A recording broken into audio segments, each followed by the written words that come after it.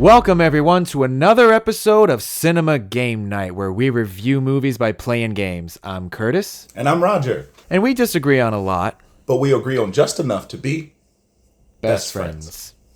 So, we're going to jump right into it this time. We are playing a game that I've been looking forward to for a long time.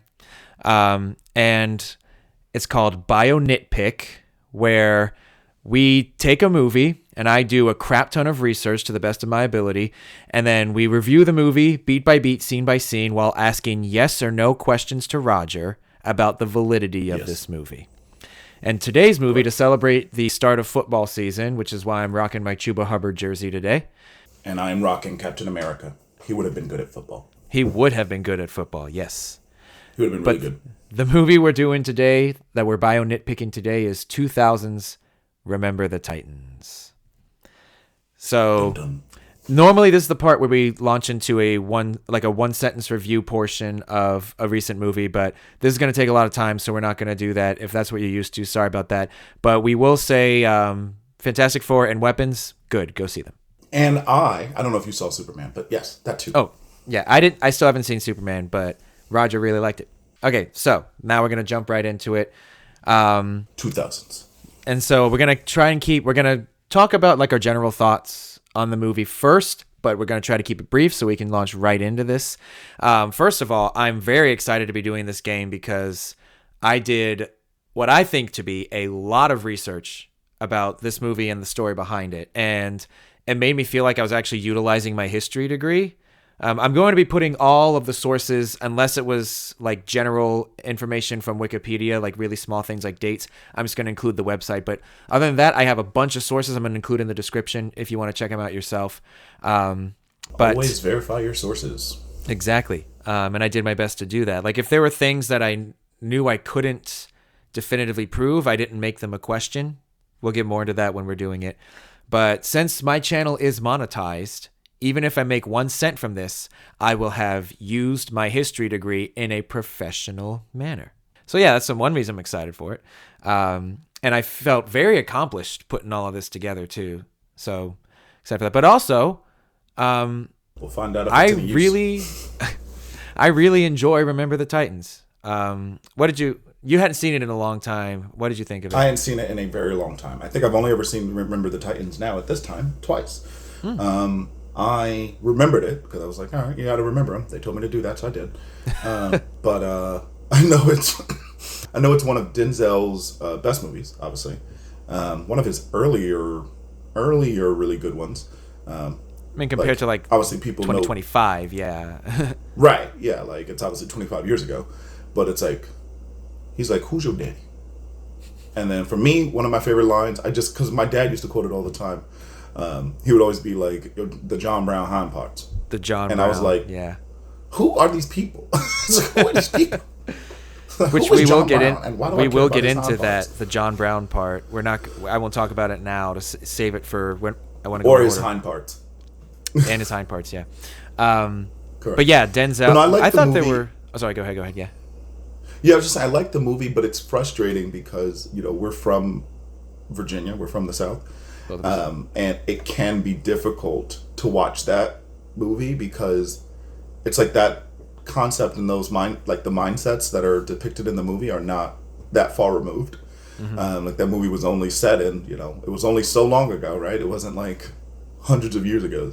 And so it's like there are people who genuinely still feel that way, likely probably still around. So I just think that that's interesting. Yeah, especially like as time has gone on since Remember the Titans and the last maybe 10 years or so, it just feels more and more like we need a movie like it because the people who still have that mindset are getting louder and louder, or more and more people are starting to be pushed towards that mindset again. And yeah, it is very frustrating. But the movie is, it's got that hopeful message to it. But, not everybody is afforded the luxury of having a good football team to try and bring people together, I've always thought about if I ever had the talent and patience to write a screenplay, to do like a satire where it's Remember the Titans, but the team sucks, and like what would happen instead. But Don't remember the Titans. yeah, or like forget the Bulldogs or something. I don't know. Yeah, forget about the Bulldogs. They didn't. This season never happened. Yeah, but I'm again not that patient and not that talented, so probably won't happen. I still do really enjoy this movie. I know that it's not the easiest to watch, but I remember telling you it could have been harder because it was supposed to be rated R. Yeah, the screenwriter. Oh yeah, you had mentioned that. Yeah, the screenwriter Gregory Allen Howard originally wrote it to be R rated, and when Jerry Bruckheimer signed on to produce and Disney was going to distribute it, he told him, there's going to be some more violence, a lot more language and N-words. And he was like, no, you got to take all that out. It's got to be PG. And Gregory Allen Howard was a little upset because he was like, well, it's not going to hit as hard. But then in retrospect, he said it ended up not mattering. He thought that it hit exactly how he wanted it to hit without having the need for any of that. So yeah, I mean, I think some of it, obviously, like, they still went with, obviously some racial, like, things obviously are in it. They did quite a few of them, yeah. But, like, if you're right, but if they were going to go rated R, and I'm like, ooh, like, are we talking Django rated R? Well, Django, not violence. Django had a lot of, and hopefully not Django had a lot of stuff going on. Django had a lot of stuff going on. Mm-hmm. Oh, it did, and great movie, by the way. I do think that not just because sadly the themes are still important now. I think the movie holds up pretty well because Gregory Allen Howard, the screenwriter, is a black screenwriter, and I think there are moments that you can tell because I always, before I rewatched the movie, like about 5 or 6 years ago, I was just remembering it as, it was one of those like both sides need to change. I bet it's like white saviory, but then when I rewatched it, I'm like, oh no, actually, there's like one moment where it's a little white saviory, but there's a scene that subverts the white savior narrative, and I think that in the movie, the most that the black characters need to do on their part is just accept that white people can put in the work to change, but other than that, it's the white people that have to be doing all the work, as it should be throughout the whole movie. In that particular, they're the ones who are being racist, and right, they're the ones who have to stop that. And I think that most of the movie, it's still like cheesy and sentimental in parts, and it oversimplifies things like most based on true story movies will do, and a lot of race relations movies will do. But correct. But I still think it's a good movie. There's great performances in it. And one of the actors, the one who played Rev, Jeffrey's son from Fresh Prince. Mm-hmm. Like, he specifically said in a retrospective interview that when he read the script, he could tell that it was written by a black screenwriter, and he was so excited. He told his agent, you got to get me on this movie, because he had been used to reading, black characters written by white screenwriters who just didn't get it. But he said he read this and he felt like the writer got it, and so I think that's one reason it has held up, because it doesn't fall in. It usually does not fall into certain tropes of like, The Help and The Blind Side and stuff like that, which in retrospect have gotten a lot more criticism. Green Book. Oh, Green Book. Yeah. Okay, so I think we can jump into the movie. Do you have any other thoughts before we jump in about it, like in general? Good movie. I think it got people talking about Virginia, obviously, which was nice, which I like. True. But all the way around, do I feel like it holds up? I feel like it holds up as a good movie.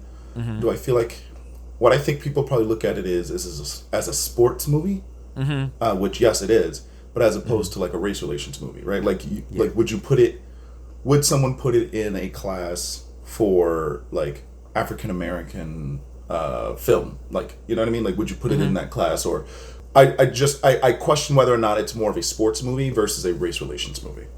Yeah, and I get that, because I think it's trying to be both. And it's a thought that I've had. Do you think this movie, because movies that I've mentioned, like The Blind Side and The Help, and Green Book, they seem to exist for a white audience to make them feel better about not being that racist. Do you think Remember the Titans falls into that category? No, I think it doesn't. Because I think, again, I would say the main character of Remember the Titans is Denzel Washington. There are some who would argue that it's the other dude. I'm forgetting his name, but That's like Gary or Julius or Yost. no, Yost. Yost. Yeah, I think others would argue that it's Yost as the main character.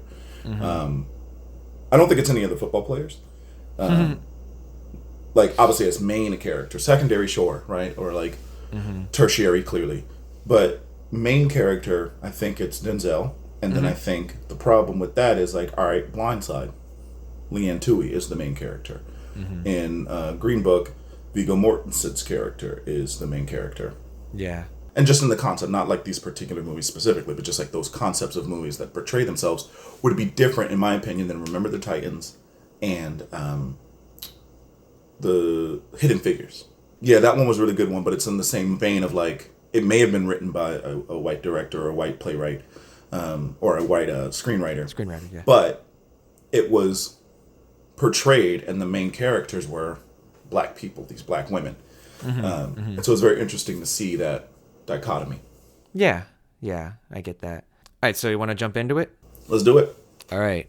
Once again, I'll re-explain. It'll be going through the movie, scene by scene, asking Roger yes or no questions, and I will be keeping track of which ones he gets right. And though it's just more of a fun, just a fun little thing. Points don't matter. It's fun. We're talking about Remember the Titans. Rules. But yeah, just to talk about the movie, and to talk about the true story behind the movie. So, are you ready? Yes. Let's do it. Okay. So, Remember the Titans. Movie starts on a shot in a cemetery where we see people coming out of some cars dressed in their finest black outfits because they are there to mourn the death of a player. At least it's not specified, but it's presumed because we start to see characters that we will be getting to know throughout the movie.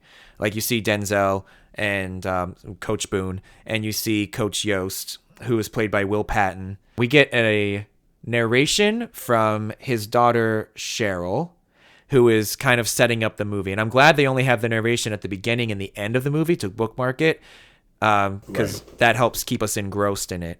But let's begin with the first question. Was there a Coach Bill Yost? Yes. Yes, there was. Yes, there was a Coach Bill Yost. So you got one correct answer there.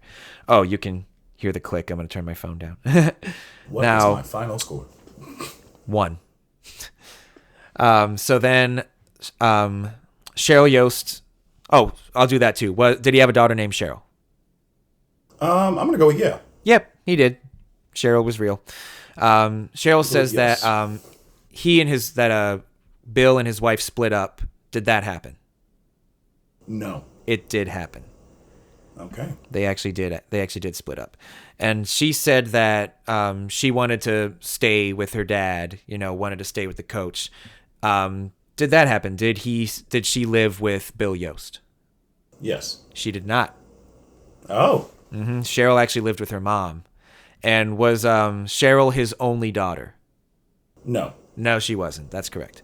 Yeah. He had 4 daughters, actually. Wow. Big football fan. Yeah, I know.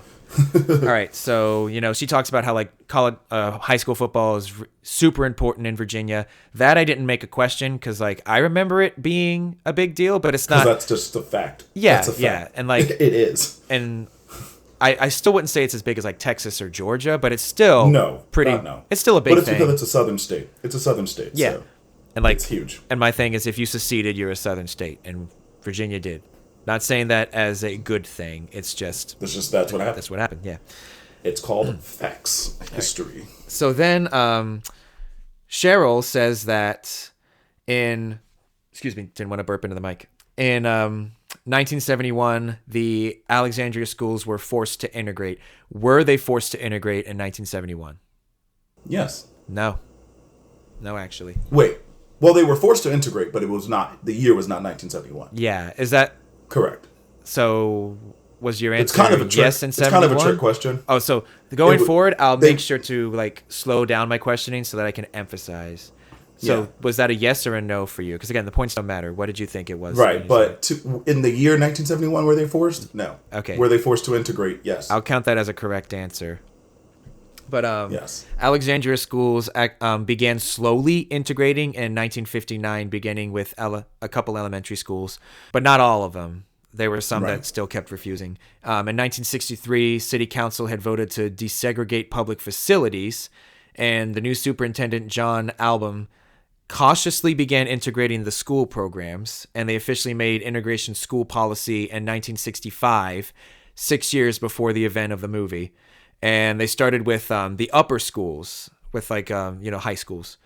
They held off completely integrating elementary schools for almost a decade in order to help stave off a white flight.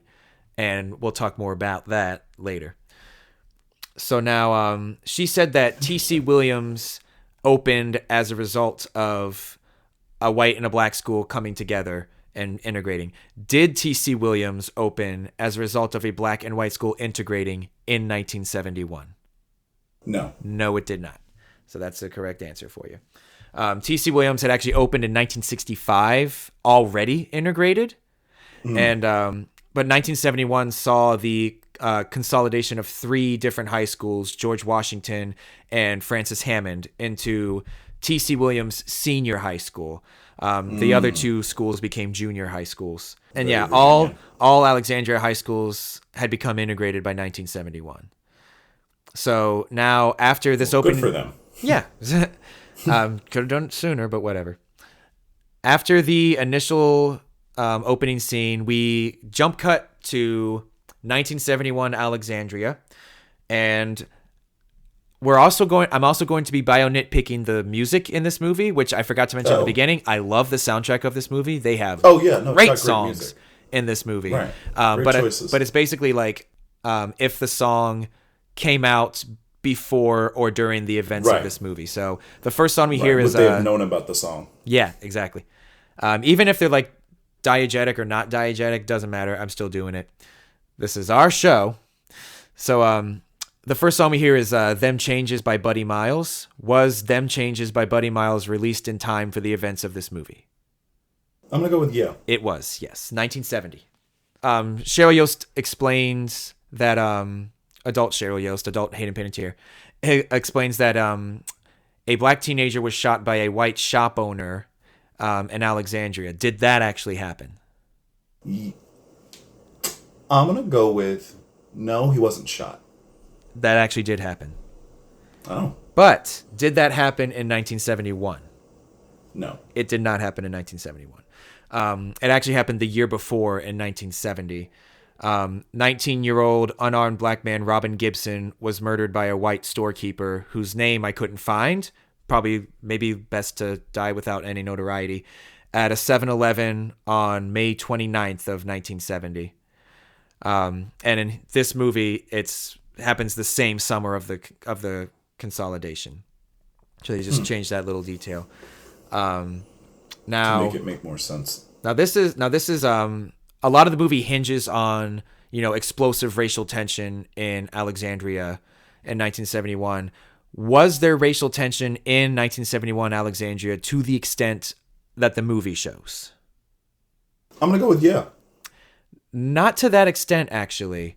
Like, it's not like saying that there wasn't any, but the movie exaggerated a little bit because they changed some events to happen that year. Right, that time. Like, because of the murder of Robin Gibson, there was a lot more heightened tension in 1970. Several protests were held that led to rock throwing and a few fires, but no reports of injuries. The NAACP later held their state convention in Alexandria, which was met with a burning cross.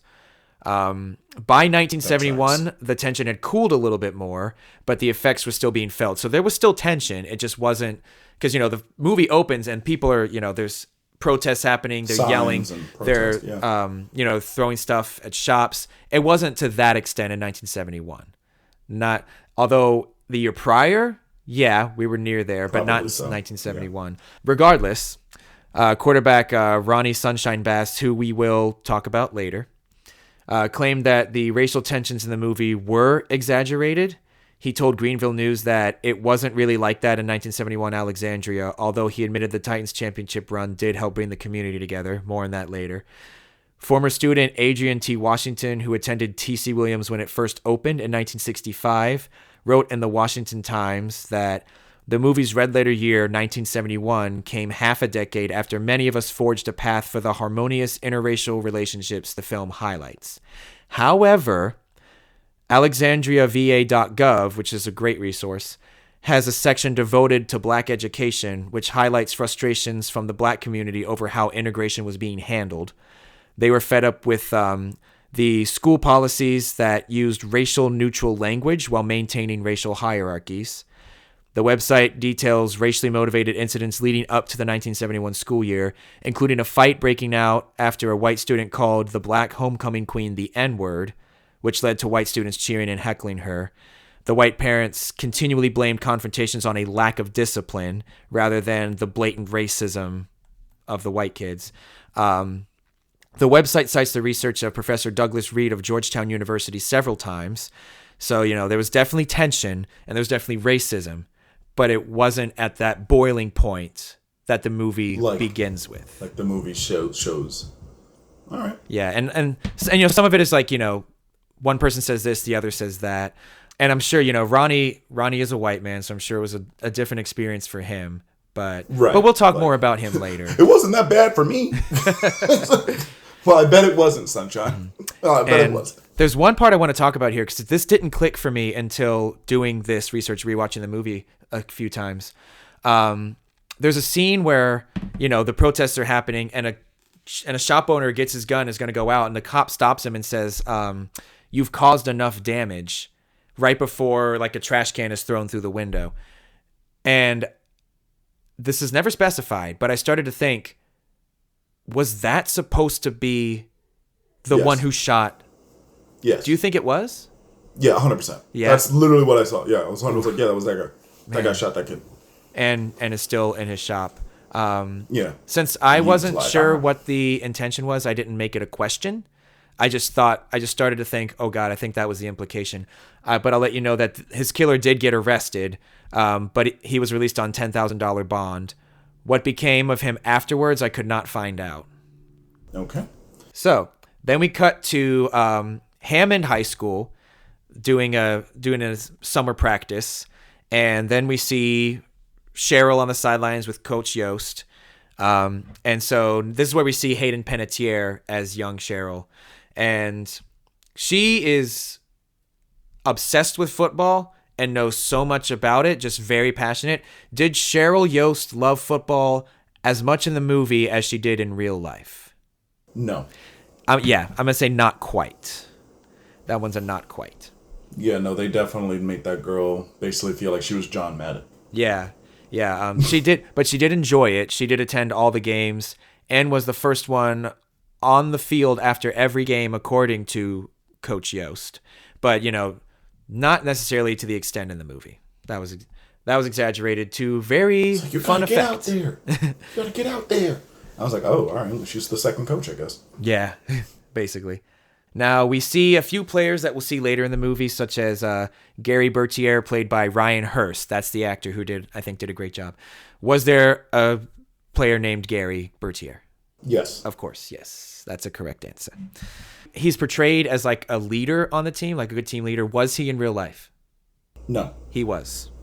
Oh. He was very well respected as a leader on the team. Did Gary attend Hammond before the consolidation? Yes. Yes, he did. Yes. That much is true. Did Coach Yost coach Hammond before the consolidation? Yes. Yes, he did. Yes. So all of the players that are working out for Hammond, they're white, because we know like what. Wait, what? Wait, what? And wait, they're white? Even though Hammond had been desegregated by then, was the student body primarily white? Yes. Yes, they were. So then we see little Ryan Gosling, who we'll talk about later. I forgot that was him. I literally Googled, I literally Googled it. I was like, which Ryan? I was like, which Ryan? I was like, I know it's a Ryan. I could not remember his last name. I was like, which Ryan is in Remember the Titans? And I was like, Ryan Gosling. And I was like, I knew it. This is where he really looks like a Gosling. He is Knuff. He is Knuff. For a second, I thought you said Canuck. he is Canuck because he's Canadian. So he's both. He's Canuff and he's Canadian. Is he Canadian? He's Canadian, yeah. I thought Reynolds was the only Canadian. They both are. All right. Yeah. Anywho. Oh, Canada. So he runs up to the team and is like, he says that a shop's about to be burned down. So all the players stop practice and they start running towards the protest. And then Coach Yost drives up in his car or in his truck to stop them all. And he says, don't do anything stupid. If you want to play football for me, get in the truck. We're going somewhere else. Did all that happen? No. It did not. Because, like we said, there weren't any protests at that time. They happened the year before. So follow-up question. Sure. For you. Mm-hmm. Would Coach Yost's truck have fit all of those people? I mean, if they really believed. Because it's not like the whole team really left. Believed. I think it was like 6 or 7. So some could fit up front. They could stack them like sardines in the back. I don't think anyone at that time or in that town would have really cared if they were just sitting on the edge. Like he breaks suddenly and they all fall over. Okay, and now another question, because we see, Gary is one of the main characters, maybe not the main character, but he's one of the more important characters. And he starts off definitely being racist, Yes. Maybe not to the degree that others are, but he certainly is. So, correct. Was he racist at the beginning, as he is in the beginning of the movie in real life? No. That's a no. That's a no. There's no evidence of it. But since the school was already integrated, he had already learned to share the field with black teammates. So he wouldn't have been. If he was, as long as we can just play football. Yeah, if he was, it was definitely not to this extent. But we don't know. By all accounts, he wasn't. I don't know the man.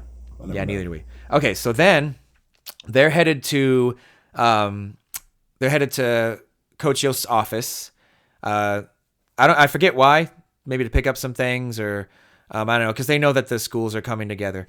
And when they enter the room, we have the legend Denzel Washington standing there, staring out the window, holding the football, and it's Coach Herman Boone. Was there a Coach Herman Boone?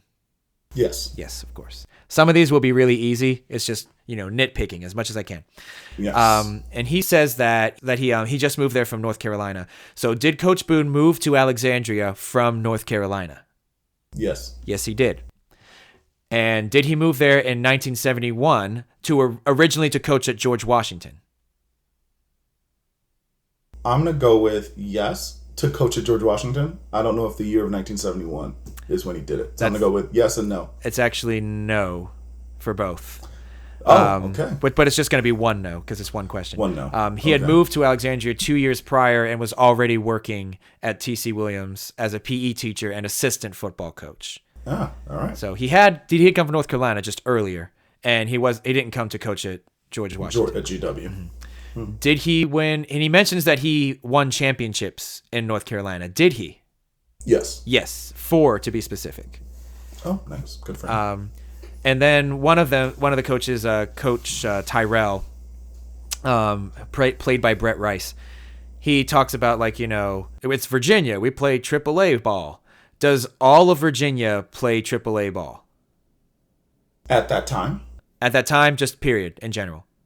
Yes. No.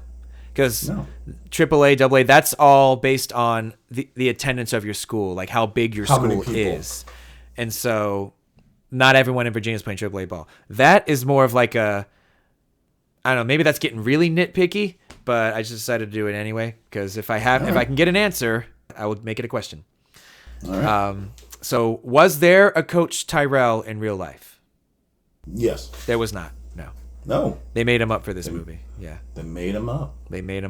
I want to point out when they're talking, Tyrell drops a microaggression on him by saying why aren't you out there with your friends or the others or whatever hollering?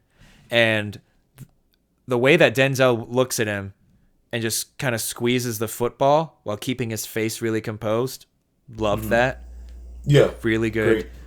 Really good. I mean, that shows one. He's he's like, I've lived a black man life for my entire life. I know how to handle this situation. Yeah. It still affected him, but he kept calm. Like just that grip on the football was really good. And then Coach Tyrell mentions that Coach Yost is like this great coach who is eligible for the Virginia High School Hall of Fame that year. Was Coach Yost eligible for the Virginia High School Hall of Fame? That year? Mm-hmm. No. No, because there wasn't one. So good answer. Good answer. Okay, but no such. Let's play the feud. Time to play the feud. But no such Hall of Fame would exist until 1990, and he's not a member. He's still not a member. Oh, wow. But he is, however, a member of the Alexandria City Public Schools Hall of Fame, which honored him in 2014. Oh, okay. So then we cut to Coach Boone moving in, and we get a lot of shots of like his white neighbors peeking through the blinds and, you know, saying all of this white panic kind of stuff. One of them had a really comical white accent, I feel, where she's like, how many are there? And I thought that was really funny. He's like, are those the movers? Are those the movers? That's like, and like no, one of them, they're moving in. And one of them talks about like, you know, being overrun by them, which. And it's like there's 5. There's 5 of them. But in the background, "Heard It Through the Grapevine" by Marvin Gaye is playing. Was that released in time for the movie? Or sorry, the events of the movie. No. It was 1968. And that's. And then the I think who shows up to the house? Is it the superintendent? The superintendent. He shows up to the house, and he's also black, so that scares the neighbors.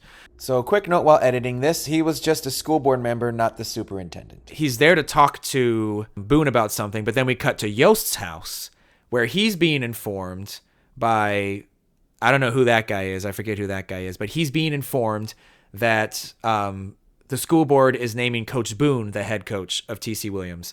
And did the school board name Coach Boone the head coach in 1971? Yes. Yes, they did. Yes. That happened, yeah. Now, this one's a little tricky. Was Coach Boone named head coach because he's black, which is what they say, which is what the Yost is told? No. That one I'm going to give a correct answer because it's unclear. It depends on who and when you ask people. So I'm just going to say that as a correct answer. Because in 1971, Coach Boone claimed that he would have never taken the job if it was just because of his race. But in 2001, after the movie came out, he was quoted as saying, "They didn't want me, they just wanted a black coach." End quote. So it's possible either is true, and like Coach Boone changed his tune to match like the movie version more accurately, which was proposed by a former TC Williams kicker turned historian, Greg Paspatis. I don't know if I said that right, but that's what I'm going to say. In a Deadline article that I'll be mentioning later. So I put that one as unclear. It could be either, I think. Okay. So that's why I didn't count it as a wrong answer. Then we go back to Boone's house, Coach Boone's house, and he said that in North Carolina, he was passed over for a white coach. Did that happen? Yes. That did happen. Essentially, yes. According to an editorial about Coach Boone written by Salisbury University, in 2015 when he was going to speak there, he was dismissed from his coaching position because, quote, he was told in 1969 that the town was not ready to accept a black coach. Whether that was embellished by him after he became a motivational speaker is unclear, but all signs point to yes, based on what I found. The superintendent is talking about like kind of this legend that's already behind Coach Boone. He said, like, you know, you marched with Dr. King. Did that happen? Yes. That one, according to Boone, he did, but based on what I read, it's probably not true. So you call Mr. Boone a liar? And I'll tell you that. Maybe. But I found one article in the Connecticut Times from 2012 when Boone spoke in Fairfield. According to him, his players left a practice in 1963 to join the Williamston Freedom Rallies, which is a 32-day-long protest organized by a friend of Dr. King, Golden Frinks, and a woman named Sarah Small. Coach Boone claimed that he joined his players, and Dr. King happened to be marching with them that day and that day only. He then said that the next day King met with him and told him he was proud of him, but also, quote, "I don't want my generals on the firing lines. Generals stay back and organize, so stay back and help the kids," end quote. I checked several sources regarding the freedom rallies in Williamston, North Carolina, and I couldn't find anything about Dr. King actually marching with them. So Coach Boone easily could have joined the marches, but meeting Keene seems unlikely. There doesn't seem to be any evidence of it besides coming from him. He might have made it up to kind of sell his speaking career a little better. But he probably did join the marches one day. That probably did. And there's no way we can prove it. Yeah, there isn't. And then he also said that Coach Boone faced off with the Klan. Did that happen? No. That one did, according to him. Oh. And it's actually much more likely that he did encounter the Klan than he met with Martin Luther King. Yes. Statistically, yes. Yeah. In an article written about Boone's appearance at University of Akron in 2010, it stated that a member of the Klan, quote, beat the black off him while he was coach at T.C. Williams. But the paper also contains inaccuracies regarding the nature of T.C. Williams' consolidation. It goes by the movie's narrative.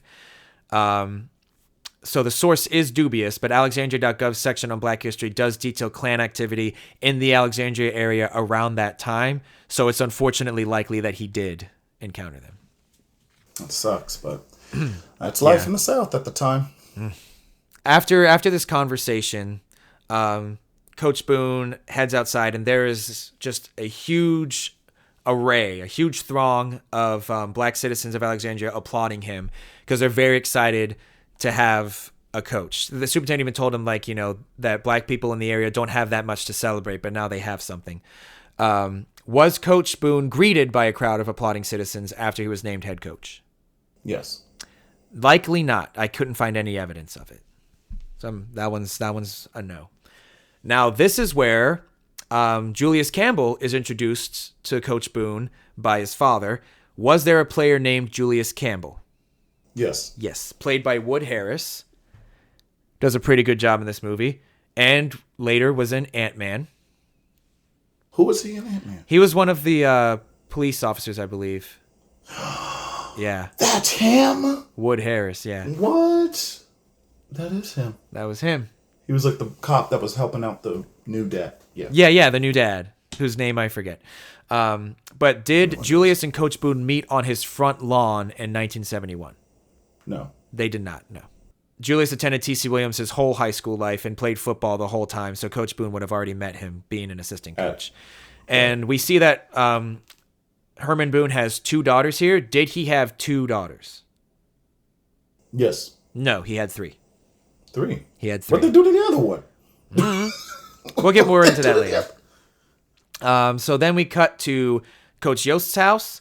Boone knocks on the door and Cheryl opens it with just this very angry look on her little face. Very upset. She was very upset very with this grown man. And so, she's like, he's interviewing for coaching jobs right now, so we definitely don't have time for the likes of you or something like that. Right. Very sassy, very mean. But Coach Yost shows up and he lets Coach Boone in, and they have a talk. Yost claims that Herman Boone was in 4 or 5 programs in the last 10 years. Was he? No. He was not, no.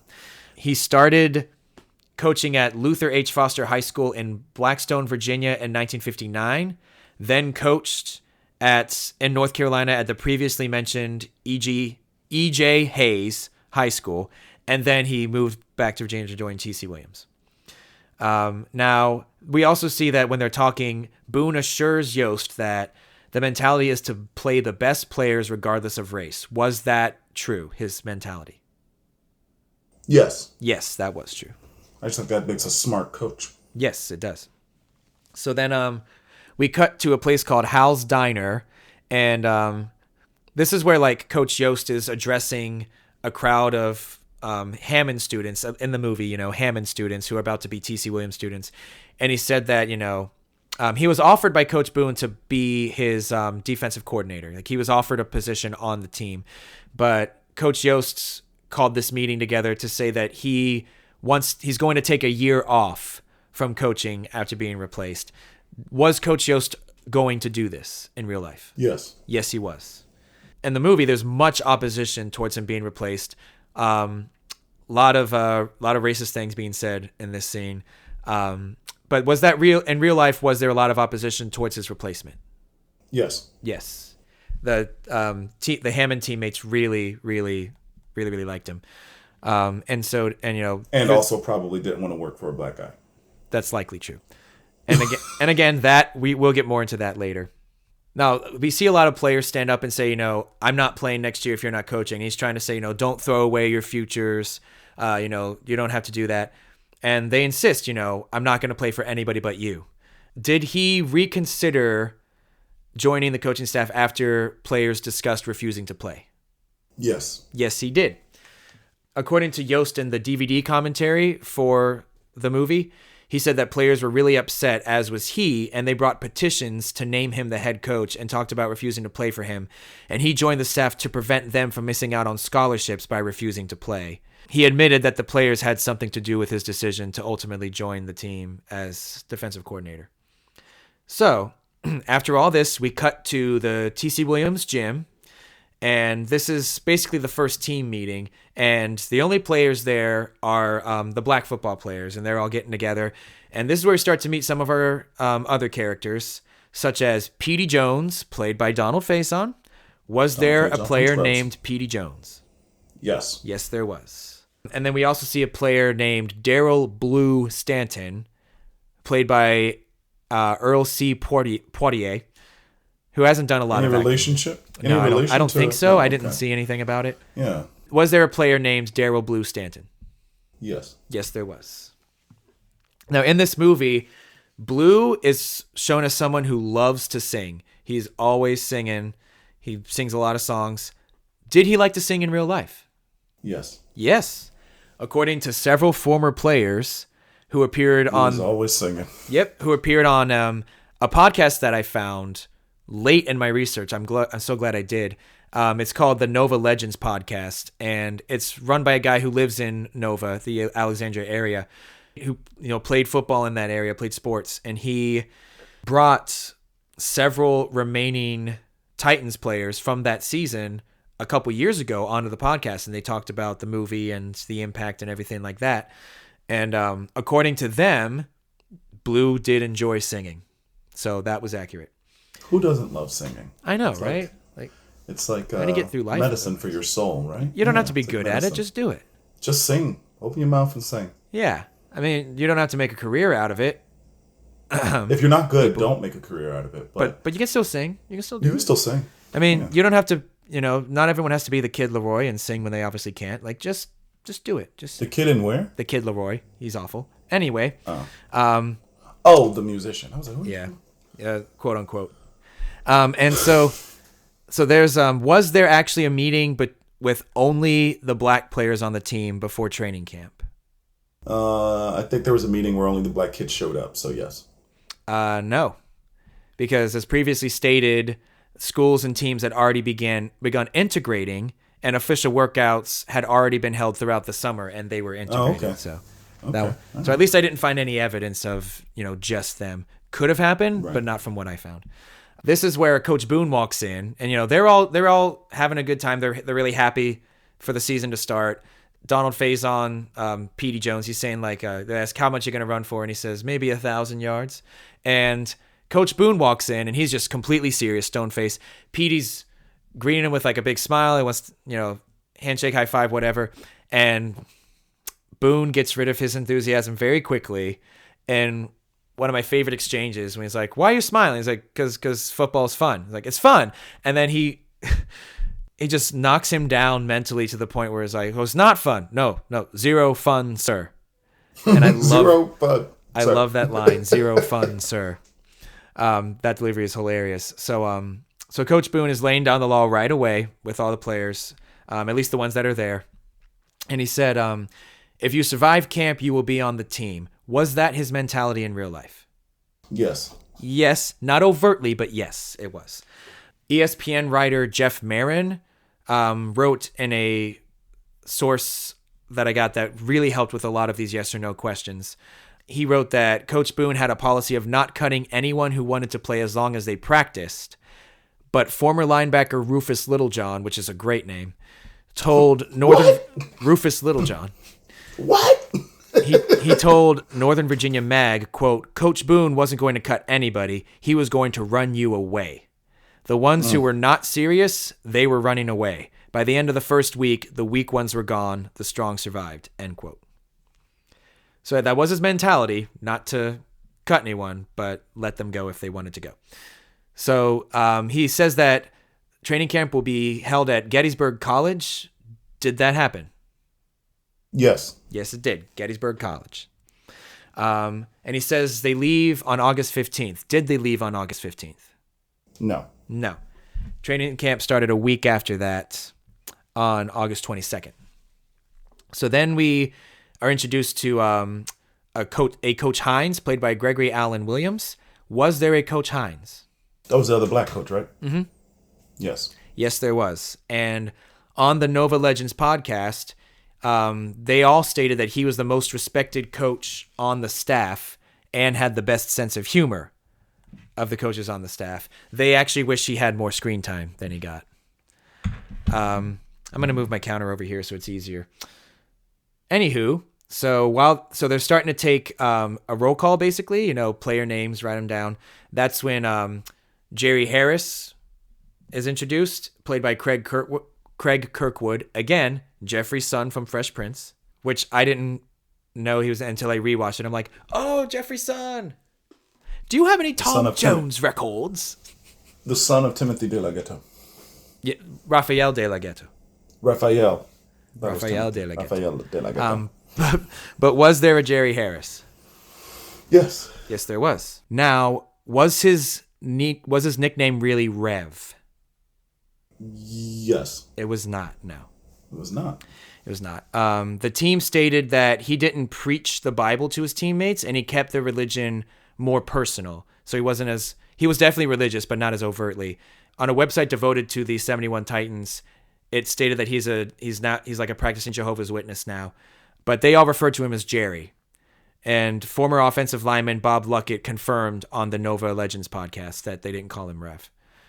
Now, this is where we see a white player named Louis Lastic runs in, and he's the only white player in the gym at the time. Yeah. And he comes in and he says that his family just moved to Alexandria from Bayonne. Did they? No. No, they did not. He was born and raised in Alexandria. The rest of the team, like the white players, they all storm in, and after they kind of make a little scene there, Boone pulls Yost aside to a stairwell, which there's quite a few stairwell conversations in this movie. In this school.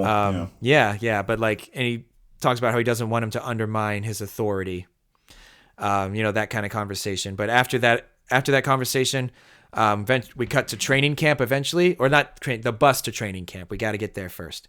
In the background, when they cut to this scene, Express Yourself by Charles Wright and the Watts 103rd Street Rhythm Band, very long name for a band, is playing. Did that come out before the events of the movie? No. It did. It did. It did. Yep, 1970. Express Yourself. I also love the NWA version of it. I love that one. Express yourself. I'm expressed with my and full Madonna's capabilities. Was the Donna's version? And Madonna's. Madonna's. Oh, that's right. I prefer this one or the NWA. I prefer those two. But while they're boarding the buses, Coach Boone comes up with his play sheet, which the other coaches say is awfully thin because he's only running 6 plays. Did Coach Boone only run 6 plays? No. Yes, actually. But it's a yes and. Because he runs the split V, a.k.a. triple option veer, and that has many variations and many options. But it could be boiled down to just 6 plays. 6 plays. Yes. Interesting. Just with variations on them. So then Gary and his friend, who we'll talk about later, we don't need to talk about him yet. They walk up to Coach Boone before the buses are boarded, and he's saying that, he wants to, guarantee some spots. He tells him, I'm the only All-American on the team kind of thing. Was Gary an All-American? Yes. Yes, he was. He's an incredible athlete. What does that mean? It's just like, one of the top athletes in the country. Named to people analyze athletes, high school athletes around the country and then decide who is Who's some good? of the best. Yeah, the best of the best. And he was considered. Yeah. So did Gary actually approach Coach Boone about the playing positions? Yes. He did, yes. But did it happen right before training camp? No. It did not, no. According to the 71 Titans website, they had a meeting during the summer before practice had started. And since Gary was a leader of the Hammond team, this makes sense that they would happen. But it likely was not as tense as is portrayed in the movie because Coach Boone takes him down. And Who's your he's daddy? like, he said, so your name's Gary? I heard Jerry Lewis. And so he's like insulting them in front of everyone to, take their egos down a Take him notch. down a peg. And yeah, and he says, "Who's your I'm your daddy now, aren't I?" Kind of thing. Yeah. He's like, who's your daddy? You are. You are. Which You are, sir. is a pretty funny scene. And his friend's name is Ray. Again, we'll talk about more about him later. But I just want to mention now how because Anna and I watch this movie at the beginning of football season every year because we like movies that start like a season. And we always joke about how old Ray looks. He looks like a grown-ass man playing a high school, 17-year-old. Correct. We joke that he looks like he has multiple kids and has spent 10 years in high school. But actually, the fun note, Wood Harris, who plays Julius, was actually the oldest actor on the team. Oh. He was almost 31 when the movie came out.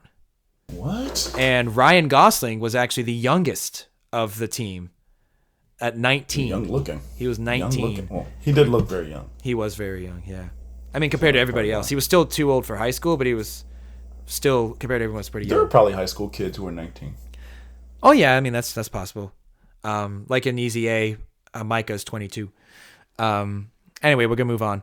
So, did Coach Boone publicly chastise any players before boarding the buses to training camp? Yes. No. No. He did not do that. According to the 71 Titans website, which, maybe some of the information can be taken with a grain of salt because they want to make themselves look better, but this one I think I believe. So Coach Boone was, as he says, quote, a mean cuss, which he says in the movie too, but would never do that to any players in front of the whole team and their parents. There is someone who we'll mention later who might disagree with that, but in terms of this exact scenario, didn't happen. Right, that moment he did not. Yeah. So then Coach Boone goes on the buses and orders everybody out and decides to, because it was, black players on one bus, white on the other. He's having none of that. He gets on the buses, orders everyone out, and decides to separate it by offense and defense instead so that they're integrated. Did he do that? Yes. Yes, he did do that. According to him, he insisted that they be divided by offense and defense, like in the movie, not race. In his words, quote, I forced them on each other. I forced them to learn each other's culture. I forced them to be a part of each other's lives, end quote.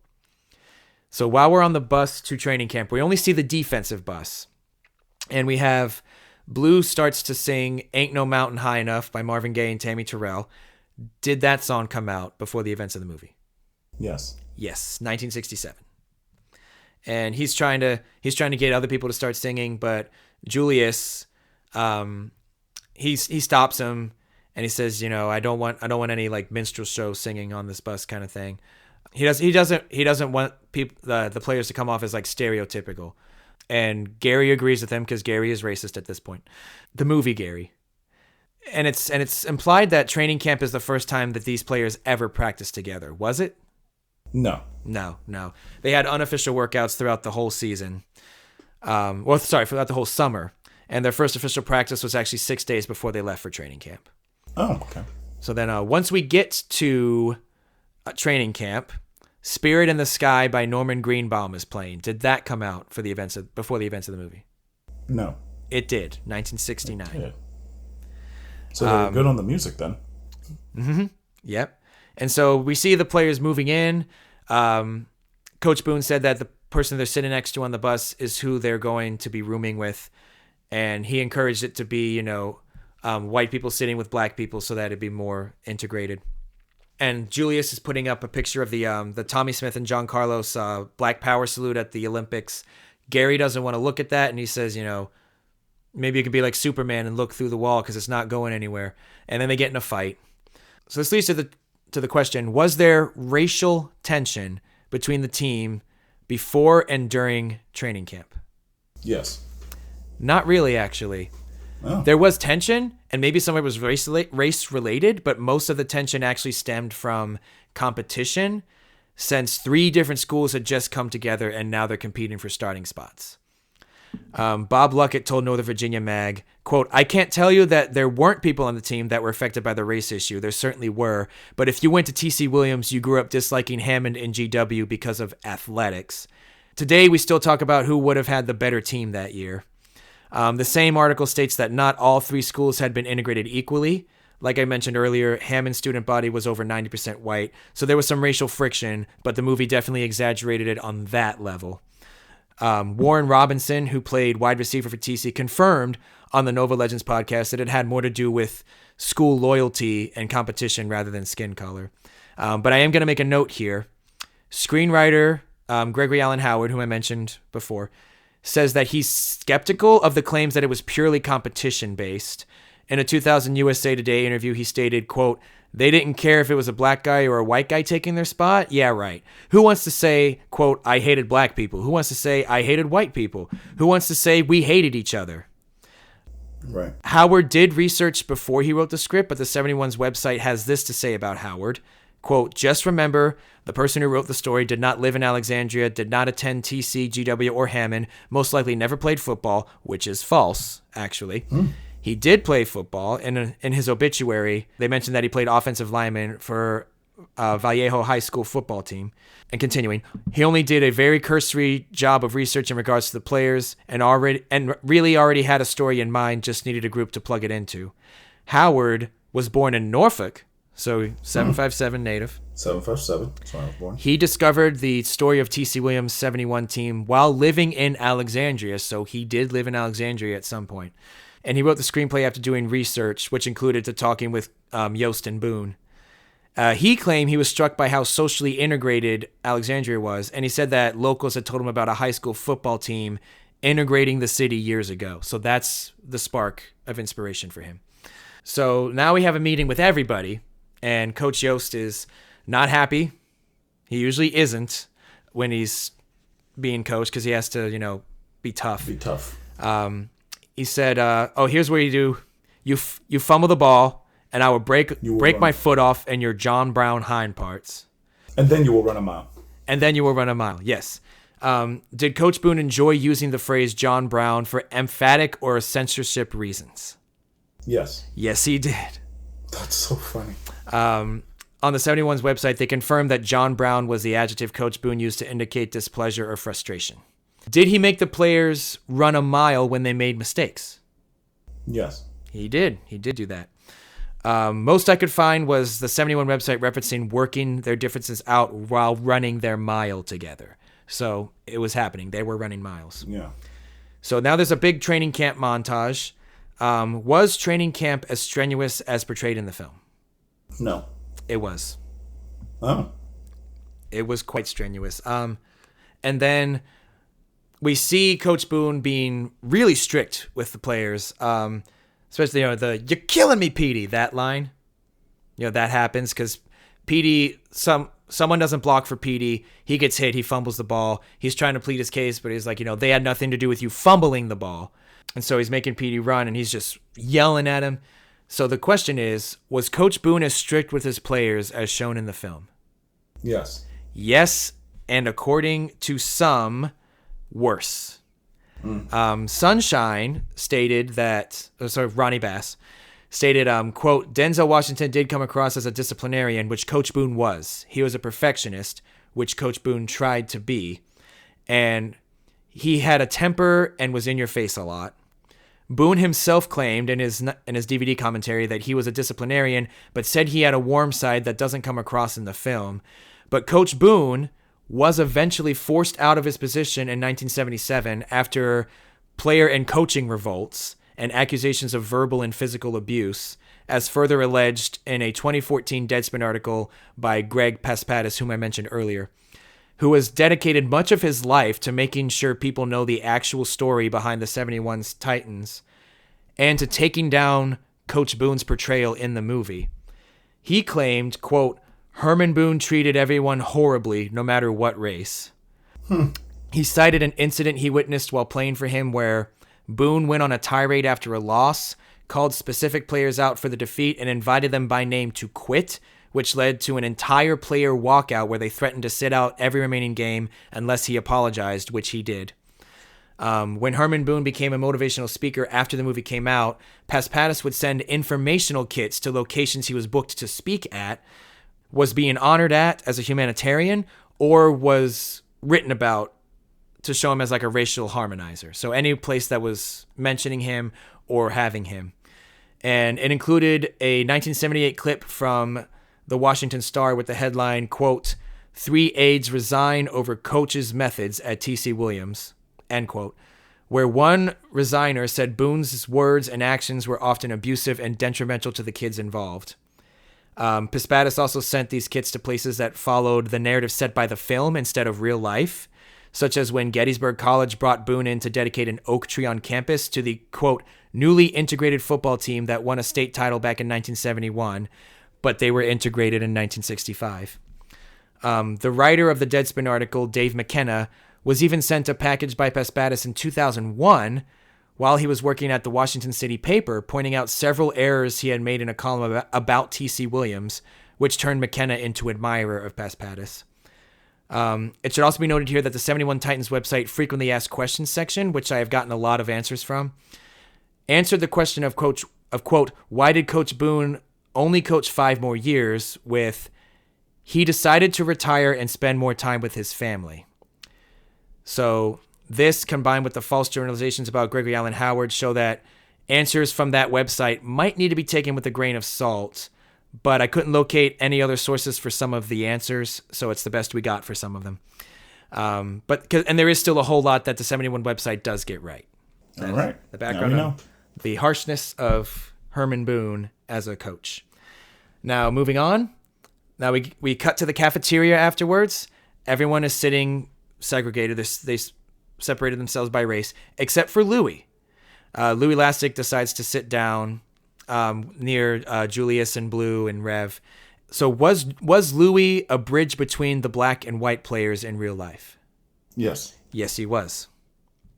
Coach Boone stated that Louis, quote, "had grown up near the black neighborhood and knew all of the black kids, particularly from GW. He played with them and he related to them," end quote.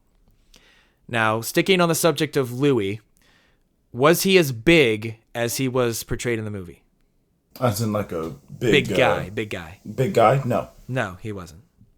Was he as funny as he was in the movie? Yes. No. According to Coach Boone, he wasn't that funny. Coach Boone calls up Louis, but, he asks him about his future plans, and he says, he's not smart enough for college. He kind of just wants to play football because it's, he wants to hit people while he's in school. But, he says he's not really a college person because he doesn't see himself, very smart. And Coach Boone says to him, if you're not going to go to college, it's not because you're not qualified. So I want you to come to me. We'll go over your test scores throughout the season. Did Coach Boone go over Louis' test scores with him? No. Yes, actually. Yes, and.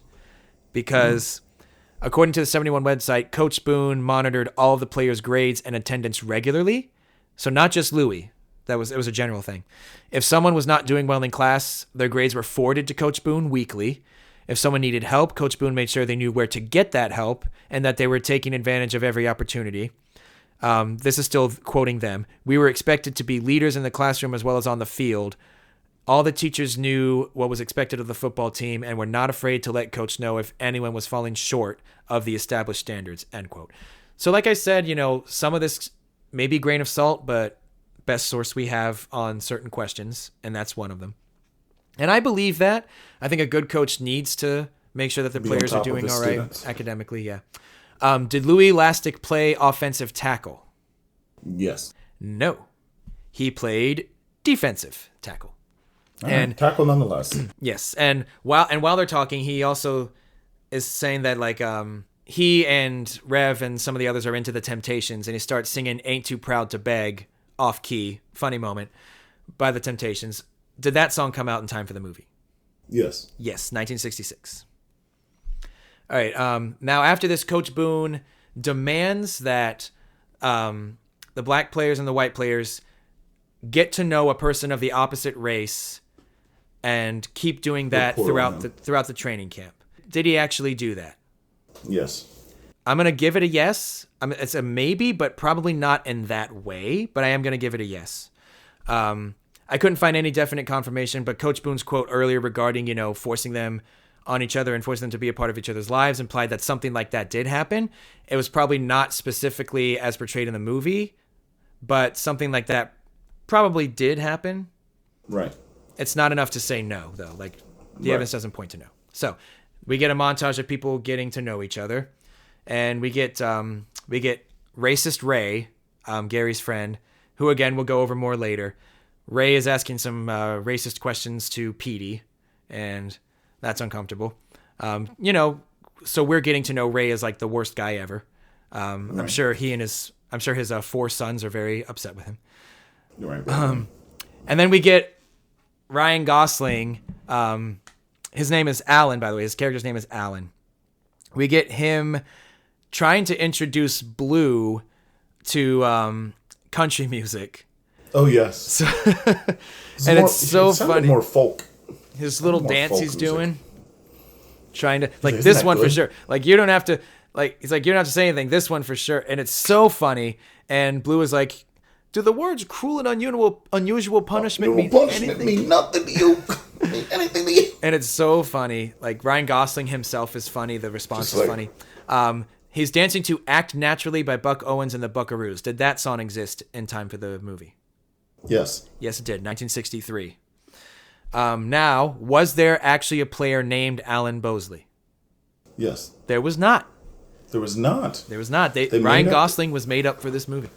He made up the Gosling. Yep, All they right. made up the Gosling. All right. But then we get a Good scene enough. later where Gary's calling his girlfriend, and they're all making fun of him. Oh, yeah. Trying to get him off the phone. Yeah. And so the song Quiet Home by the Seashells is playing very faintly in the background. I had my headphones in so I could hear it. Did that song come out in time for the movie? Yes. Yes, it did, 1968. And he does she's like, I'm not going to hang up until you say it. I love you, sugar. And they, Sugar, I love it.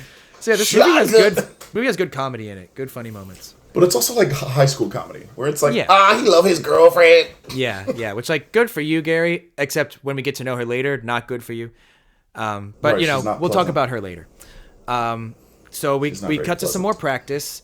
Everyone's super tired. It's super hot.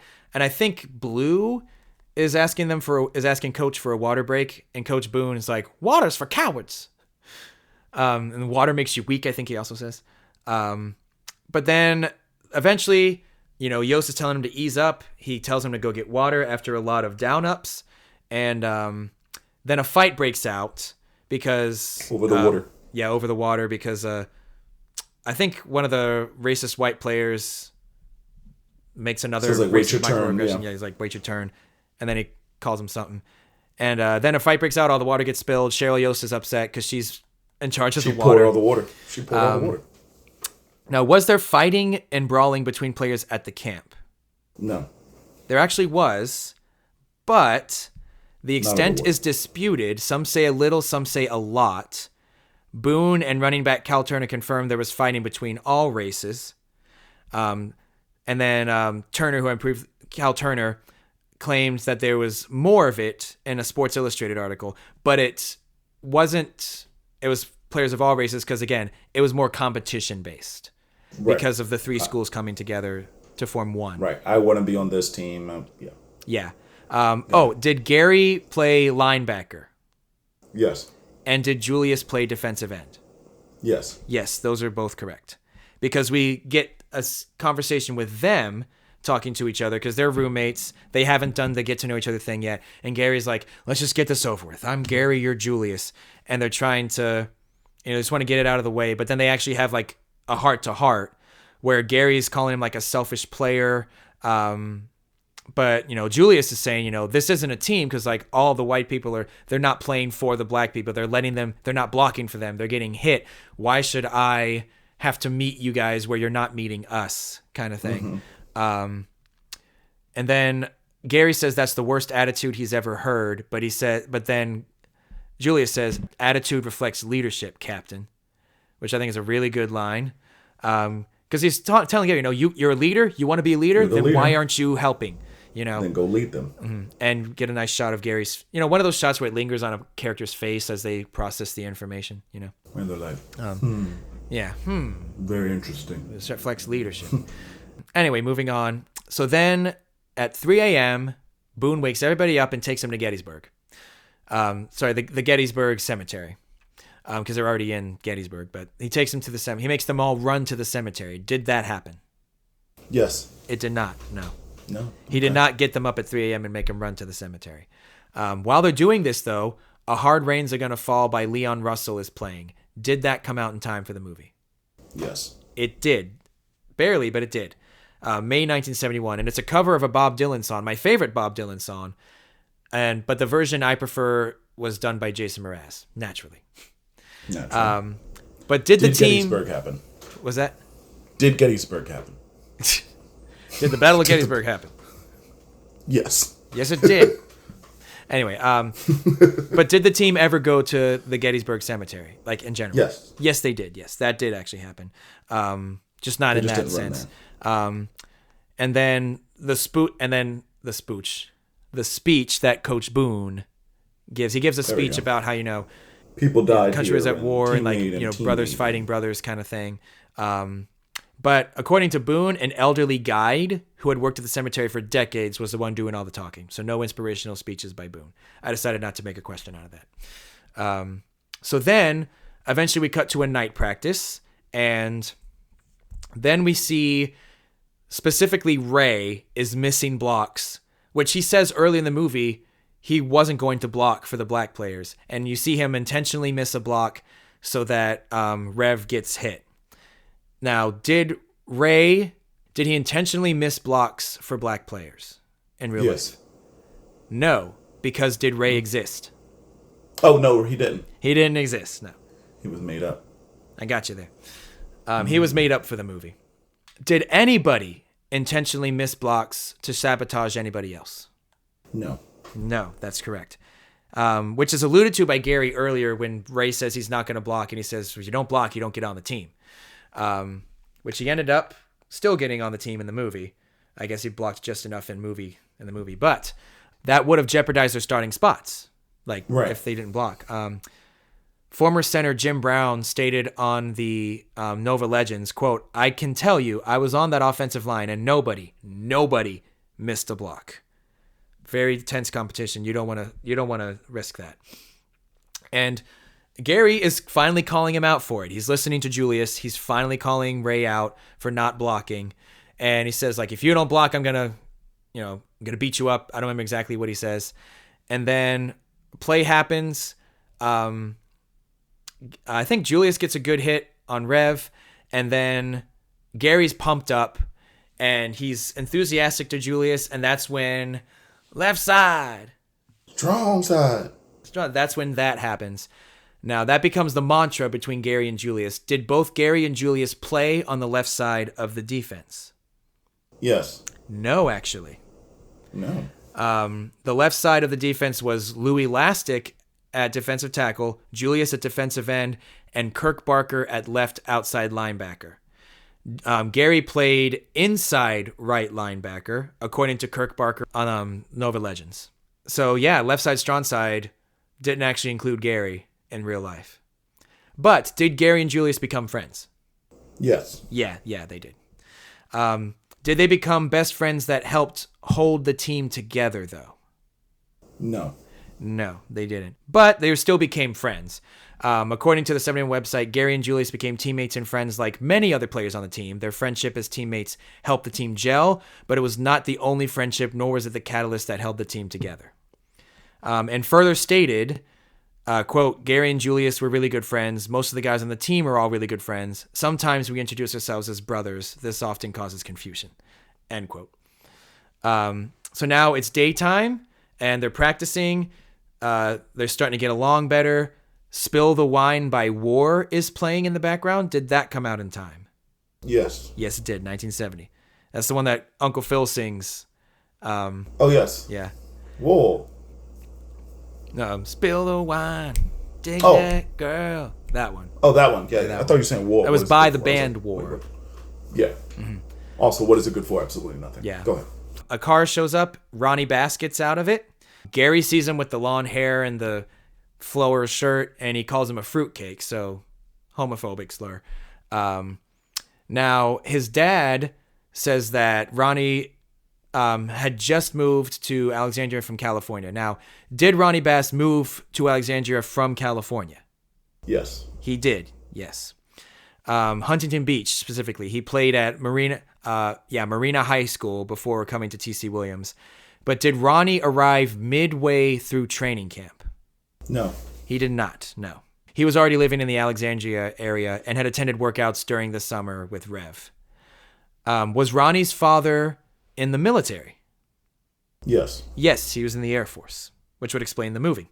And his dad says, if these boys can fight a war together, they can play football together when it comes to race relations. And then Ronnie throws a really good ball right into the back of Gary, aimed perfectly. And the coach is like, yeah, we might have room for him on the team. Right. But really good throw. But they told him he had to cut his hair. So he cuts his hair. And then he's given the nickname Sunshine by the team. Was that his nickname in real life? Yes. It was, yes.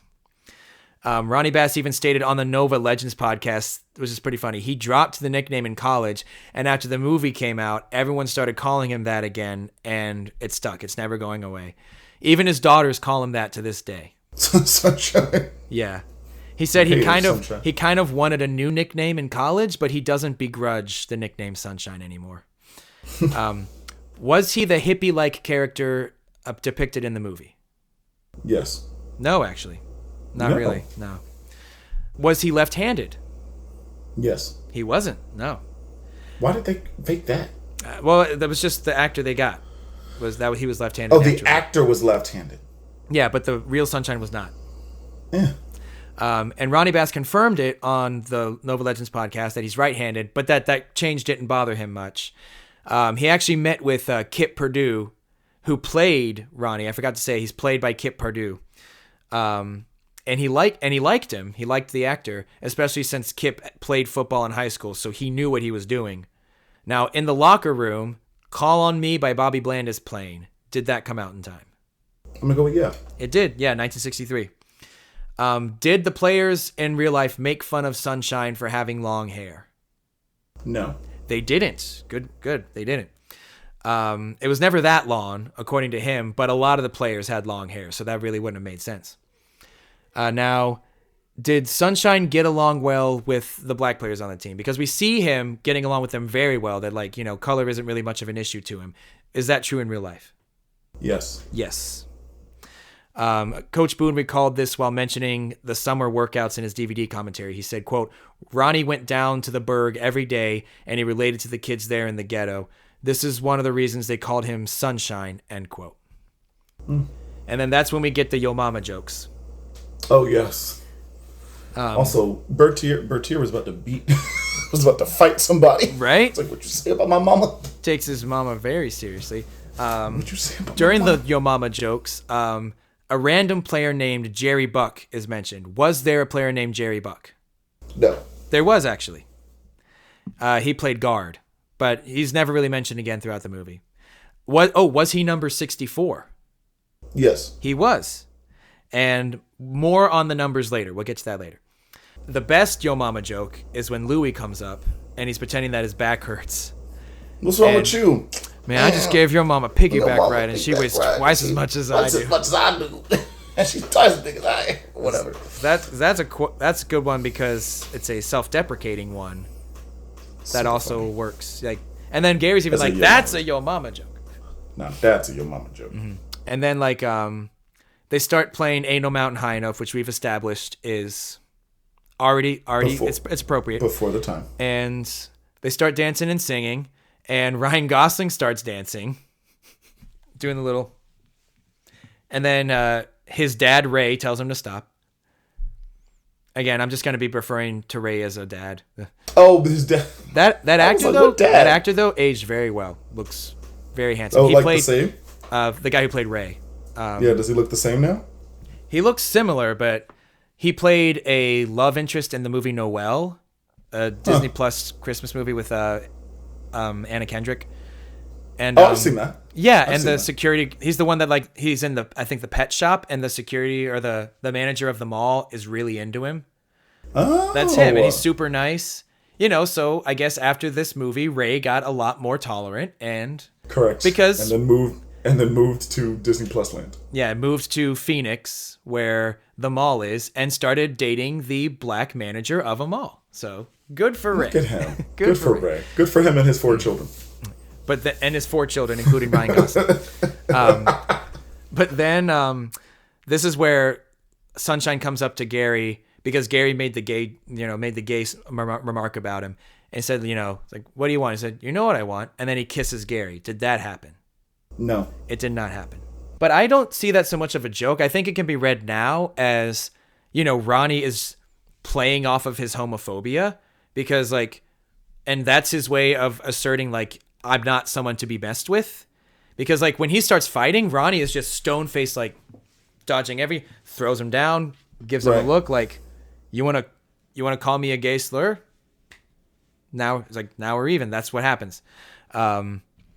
And so I think it could still be construed as like a homophobic scene, but I think it could also be looked at as a takedown of homophobia.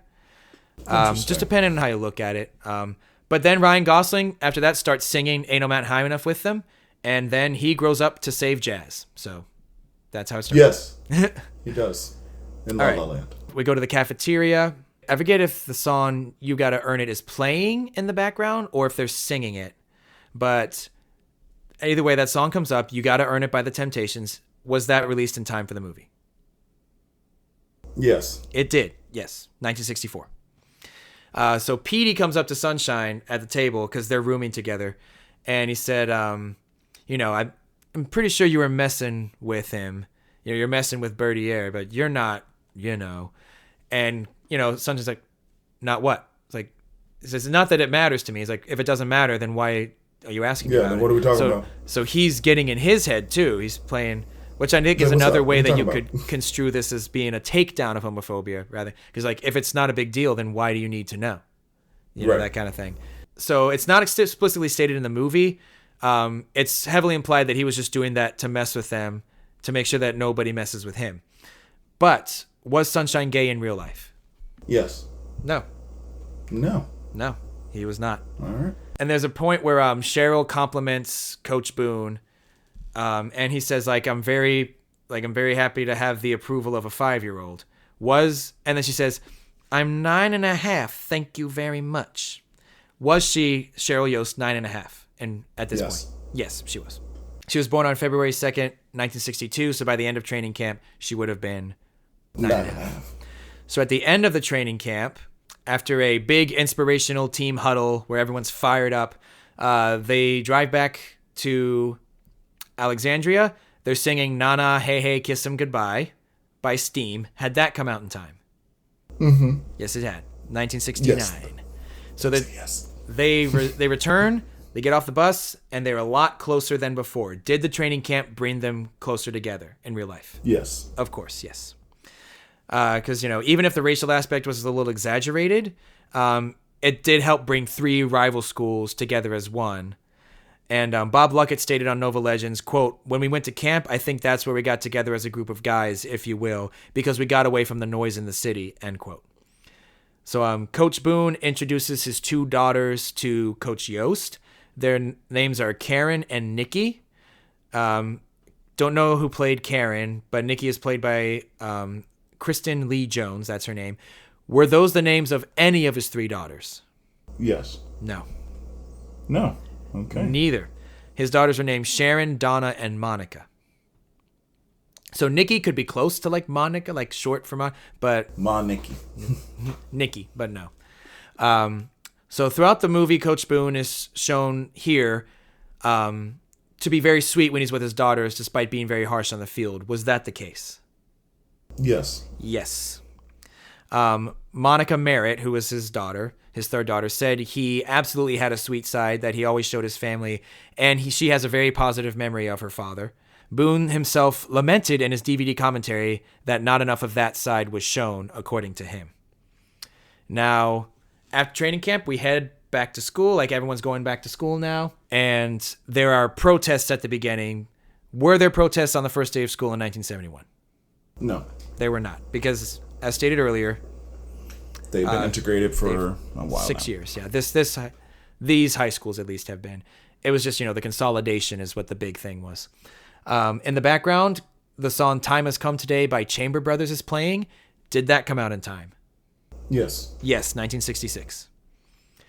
All right. And then we are introduced to Gary's girlfriend in person because, we saw her on the phone.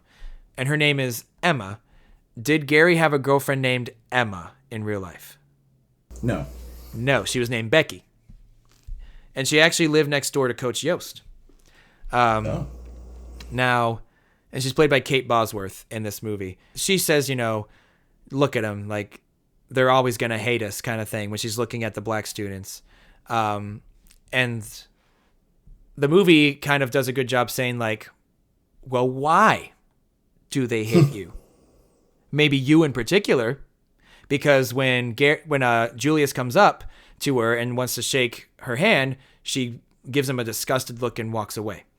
Did Gary's girlfriend in real life refuse to shake Julius's hand? No. No. Nothing. No record of that happening. So then we cut to the first game of the season, and it's nighttime. The lights turn on. Coach Boone is like, "This is my sanctuary." Did they play their home games at night, T.C. Williams? Yes. They actually didn't. Which is something I learned on the Nova podcast. They played Saturdays during the day, actually. All of the players lamented that none of the home games are at night because the feeling is just so much better. But this is what happened. According to Bob Luckett on the Nova Legends podcast, night games were outlawed by city council after a riot happened at a Hammond versus George Washington game in 1969 that involved rocks being thrown. And so their away games were all at night, but their home games were on Saturdays during the day. I think that has since changed, but it took a long time. Now, the superintendent comes up to Coach Boone and says that if he loses one game, he will be fired. Now, was that the case in real life? No. That one is a maybe, but a probably not, but it might have been possible. It's unclear because, like, according to the 71 Titans website, quote, many people were watching Coach Boone and just waiting for an opportunity to start the process of getting him fired. I couldn't find anything that confirms this, but it's not unlikely he was being held to a much higher standard. So I don't think he would have I'm going to give you a correct answer for that. I don't think he would have gotten fired for one loss.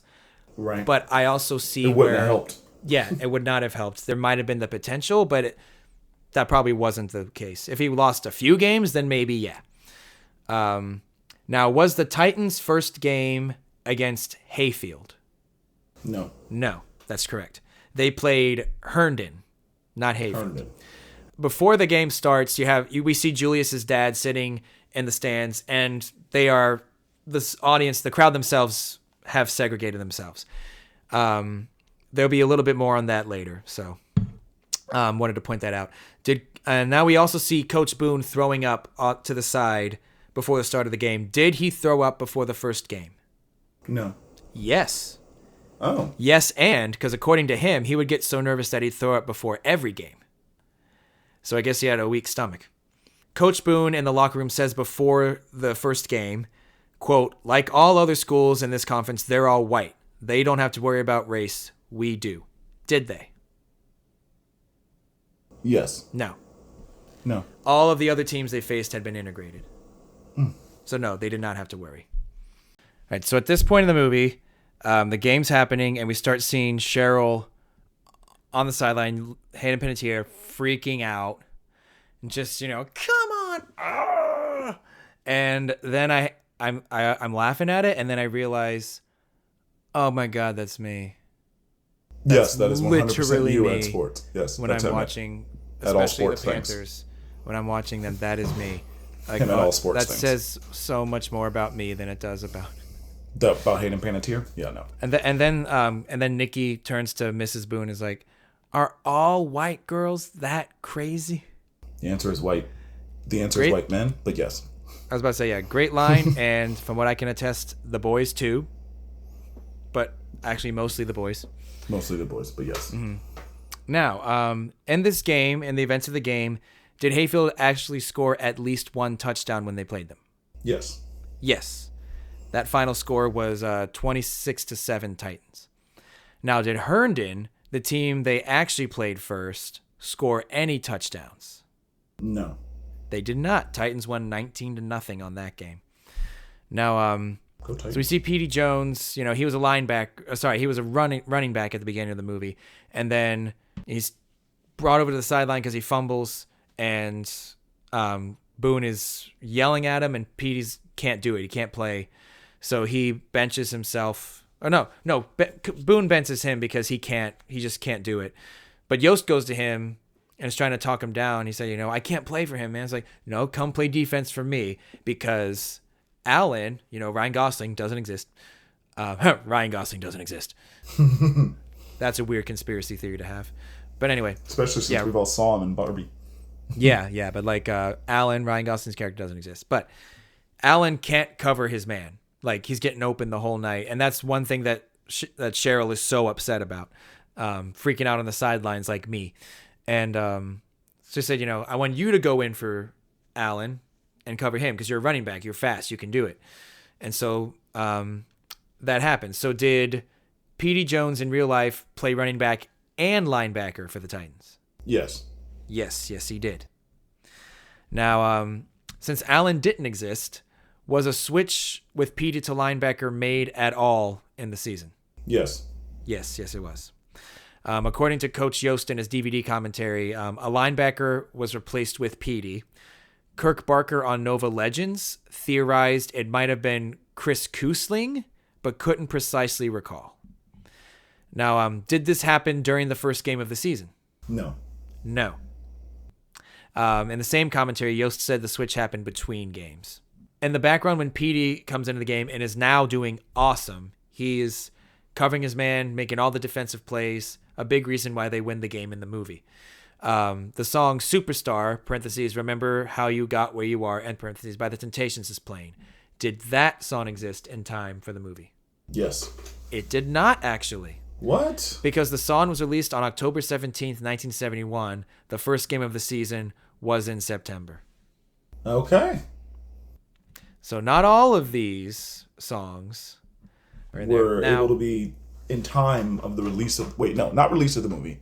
In time of the events. The events of the movie, yes. Now, after the first game, Petey's got the game ball. He's celebrating. He and a few teammates, the ones who have names basically in the movie, are celebrating. And in the background, The Way You Do the Things You Do by The Temptations is playing. Was that released in time? Yes. Yes, and that is my favorite Temptations song. And that really? was 1964. That one's That's your favorite one? It's a good one. That's my favorite Temptations song, yeah. I think my favorite is probably the... Each day through my window, I watch her as she passes by. That's my favorite one. Temptations were just so good. Just my imagination. In parentheses. That's it. Running away from me. Okay. That's the one. Just my imagination. All right. Anyways, enough Temptations. Which I'm glad that they get the most songs in this movie. Out of everyone in this movie, they're featured the most. But anyway, so Alan, and Alan's worried about his dad's reaction to the night, whether it be like getting benched, because his dad, who's this Alex Jones looking guy, is yelling and he acts like him too, because he's also racist. But like he's upset, and then Cheryl in the game got up and was like, it's just because he can't cover me. You stay out of this, girl, or something. Like, she literally is a little girl, but coming from him, that sounds like a sexist slur. Right. But she actually is a child. Yeah, but she actually is a female child. Right. But anyway, like, he's nervous about that. And Gary says they like to show off, and Julius takes objection to that. Yeah, who is that? Because, like, yeah, and like Julius, this was saying, what do you mean they? It's like Julius has been shown to be a no nonsense kind of guy, and one who's very much like in touch with like the civil rights movement, and so it shows that there's still work for Gary to do, because he's getting better, but there's still work to do, which I'm glad that the movie isn't like, oh, he's instantly not racist anymore. Like, he's got work to do. And to emphasize this, Downey Jr. yeah. What do you mean, you people? What do you mean, you people? Have you seen that video, that picture? It's like the guy, it's like the 5 most, like, highest grossing actors in Hollywood. It's got, like, freaking Denzel, freaking Tyler Perry, Samuel Jackson. Samuel, yeah. And then on top, it's just Robert Downey Jr. from the movie. From Tropic Thunder. From Tropic Thunder. Because you were making the face, so I'm like, it's probably... And then it's like, what's wrong with this photo? And you're like, where is Will Smith? And then you just look at him up top. What do you mean, you people? Oh god, that's funny. But like, this work to do is emphasized when some of Gary's friends, including Ray and his girlfriend, pull up in a car and they're like, come hang out with us. And he's like, I want to hang out with the team. And Emma's like, you don't have your priorities straight kind of thing. And this effectively breaks them up because he backs away slowly and chooses to go with the team. And then they drive away. With the old man and driving the car. Yeah. Well, he should be because he's the oldest one there. He was probably teaching his own kids how to drive the car. I think Ray. He was driving the car. No, I don't think Ray was driving. I think, or he could have been, but from what I remember, she was in the backseat, and Ray was like, "Are you coming?" All right. I think he says that. And then he drives away. But yeah, I don't remember if he did, but whatever. He should. He's the oldest. He's probably teaching his kids to drive like Ryan Gosling. Correct. But did Gary and his actual girlfriend Becky break up during the season? Yes. No, actually, they broke up after the season. Oh, that tracks. Sometime after the season. Did they break up because she was racist? Yes. No. No. Coach Yost described it as, quote, I don't know if Gary's attitude and his association with his friends had anything to do with it. She told me it was because he had too many girlfriends, end quote. The 71 Titans website describes Emma as, quote, at best, a composite of bad traits of a lot of people, end quote. So then... So she's an amalgamation of a lot of bad people from their real lives. Yeah, probably just like a bad mentality into one person. So then we get a scene where Sunshine wants to take Petey and Blue into a restaurant to celebrate, and Petey's he's objecting, but he's trying to stay positive with his rejection. He's still smiling like, no man, like this ain't California, this is Virginia, it's different here. Very much so. But Sunshine says, quote, that's history, bro, and that it's on me. So they go in. Blue and Petey are still hesitant, but Sunshine walks in. When they walk into the restaurant, the song I'm So Blue by Katie Thompson is playing. Was that released in time? No. It was not. This song is so... From what I could find, there's so little about this song. It was released at the end of 1999, I think. So I could barely find anything about this song, but it's definitely not from before 1971. Right. So, all right. More just for atmosphere, I guess. But... So then they're in the restaurant, and the owner comes up and says that they're full. And Sunshine's like, what do you mean? There's tables everywhere. Yeah, they're clearly not. But he said, I reserve the right to refuse service to anyone kind of thing. So they get out of the restaurant, and Petey is pissed, as he should be. And he's pissed at Sunshine because he said, I told you. And Sunshine's like, I didn't know. But Petey's like, what are you talking about? I told you what was going to happen. What do you mean you didn't know? Like... And Blue was trying to be, the calmer one, saying, it's Petey, he didn't know. And he says he doesn't want to know. Right. And did that scene actually happen? Yes. It did not. No, all right. That incident actually didn't happen. The 71 website states the incident may not have actually happened, but there were places of business with the attitude portrayed by the owner in that scene in certain parts of the country at the time. They said of the country. They didn't say the area. Necessarily of the area. But yeah, I think that this scene, at least having Sunshine be in that position, does improve the movie because, like, we're seeing a lot of the, I'm racist, I'm openly racist, and I'm going to let you know kind of. But then you have Ronnie, who is, like, liberal racist because he is trying to pretend that it's all over or that he's going to be the white savior. He tries to be a white savior, and it doesn't work. And against the wishes of his black friends, who told him rightfully not to do it, call him out on it, and said, "Don't do this," and then he was like, "No, I got it." And it's like, "Yeah, I literally it'll be fine." Not to do it. And it was not fine. Told you not to do it. Yeah, And so then, so I think because that helps make the movie a little bit deeper, because like it's not just the ones who are overtly racist who have to work on it. Even Sunshine, who was raised in the more liberal California, has work to do. But then after this, the group, because like a couple other players come up and they're asking what happened because they didn't see it, and then they separate by race basically and walk away. So now we cut to the next day. It's the coach's office, and Alan's dad, the Alex Jones looking guy, is yelling at them. Wait, is that Alan's dad? I thought that was Bertier's dad. That's Alan's. Oh no, it's dad. Alan's dad. Yeah. It's Alan's dad. Yeah. Yeah. He's throwing a fit because he got benched. But did a player's dad, since Alan didn't exist, Alan's dad's played by a guy named Fred Bosley in this movie. Did any players or any players' dads throw a fit in the coach's office due to a defensive switch? Yes. Yes. Yost said when it happened, quote, "We had quite a discussion. It was a bad scene. The parent didn't stand up in the stands, but had me in the office and Coach Boone and pretty well read me the riot act," end quote. And after this, there's a discussion between Yost and Boone about Yost playing like the good cop to Boone's bad cop, because, you know, Boone gets hard on them and then Yost comes in as the nice guy, and Boone takes some objection to that. Did Coach Yost ever have to act as like a good cop to Coach Boone's bad cop? Yes. Yes. Bob Luckett on Nova Legends discussed 2 instances he was aware of.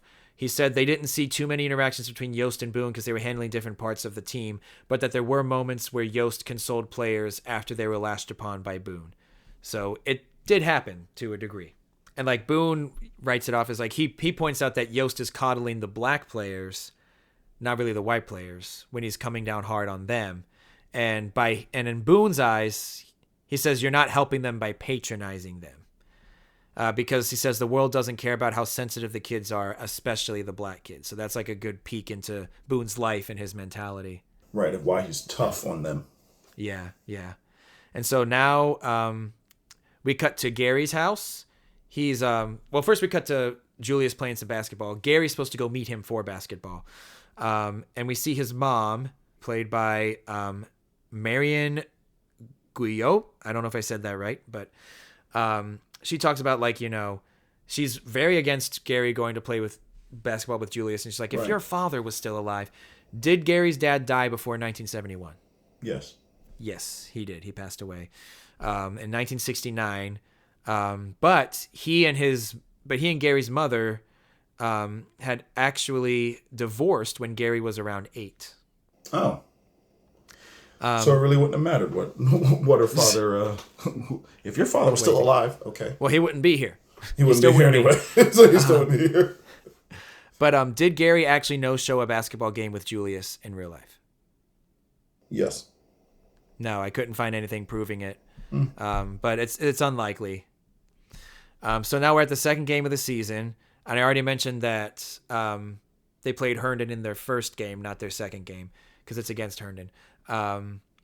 House of the Rising Sun by Frigid Pink, like a rendition by Frigid Pink is playing in the background at some point. Did that one get released in time? Yes. Yes, 1969. Who does the original? What's that? Who does the original? Isn't that one like a traditional? I think so. Just like a traditional New Orleans song. Yeah. I don't remember if it's actually traced. I think it is traced to somebody. I just don't remember who. Yeah. But anyway, so their actual opponent for their second game was Yorktown. And in this game, Herndon scores at least 10 points. When they played Yorktown, their actual second opponent, did Yorktown score at least 10 points? No. They did not. T.C. Williams won 25-0. Dang. Now, this is where I'm going to ask this question. Were all of the numbers that the players are given, the real players that actually existed, were all of them accurate? Yes. No, actually. Almost all of them were, except Blue Stanton was number 80, and he's wearing number 76 in the movie. They couldn't find that 8? Was that? They couldn't find an 8? Right? And like 80 was actually... No, 76 was worn by offensive tackle Richard Grayson. But this is a cool detail. I don't remember what Ryan Gosling's number is in the movie, and his character didn't exist. But when I looked on the website, that number wasn't on the roster, so nobody had that number. So they did use a number nobody had for Ryan Gosling. But anyway, we're going to move on. So then Coach Boone shows up at Coach Yost's house after the game. He brings Nikki with her. Cheryl's playing hoops, and she tosses the ball to Nikki, and she avoids it. And she's like, I just did my nails or something like that. She literally just... Like, duh. I just love that she was like... She hit him with the Peter Parker from Spider-Man with Tobey Maguire. When the guy punches him, he's like... Yeah. But like the dynamic the two of them have is kind of like the, tomboy versus girly girl kind of thing. Right. Which I think could be in the movie to be like, maybe like, oh, Cheryl's not like other girls. But I think it also can be looked at as like those two still kind of want to hang out with each other, even though they don't have a lot in common. And so their tension is just, it's personality based. Trying to find something that we're into together. Yeah. I think it's good to have them because they don't care about race. It's mostly just they're not into the same stuff, but they never mention anything except for Nikki asking, are all white girls that crazy? But she still doesn't hate Cheryl. She still wants to hang out with her. She just thinks she's weird. Yeah. Weird, but not somebody I she's can't fine. She's just weird. Yeah. But in the meeting with Yost, Coach Boone says that they played Groveton in their third game. Did they? Yes. They did not. That was their Hayfield game. Groveton was their sixth game. I don't know why they had to go in this order. I don't know why they went out of order. Yeah, that doesn't make sense. Like, of all the things that you could keep realistic, just the names of the schools. Yeah. And Boone says that, we'd be happy to have Cheryl over anytime. And we get to that later. But in the meantime, we cut to school, and Venus by Shocking Blue is playing while Sunshine is outside doing Tai Chi. Was Venus released in time for the movie? Yes. Yes, 1969. Good song that is. And then did Sunshine do Tai Chi in real life? Yes. No. The 71 Times website says, quote, we did not even know what Tai Chi was. And they misspelled Tai Chi like Tai Che, like if Michael Che was doing Tai Chi. Yes. So they didn't even spell it right. I am Michael Che. This is so then, but then we get Petey is watching, like these girls are all watching him do Tai Chi. He's like, he's so hot. He's from California. And then Petey comes up and is like, he's from California, implying that he's gay, but he's actually not. But he's trying to be like, I'm the one he's on the bench. I'm the one doing all the work on the field. And he's talking to them, and it looks like they're fine. They're fine with talking to him. The girls are, because it's all these white girls. And but then white guy shows up and what you doing talking to my woman? Talking to my girls. And I forget the comeback that Petey does, but I just know it's a good one.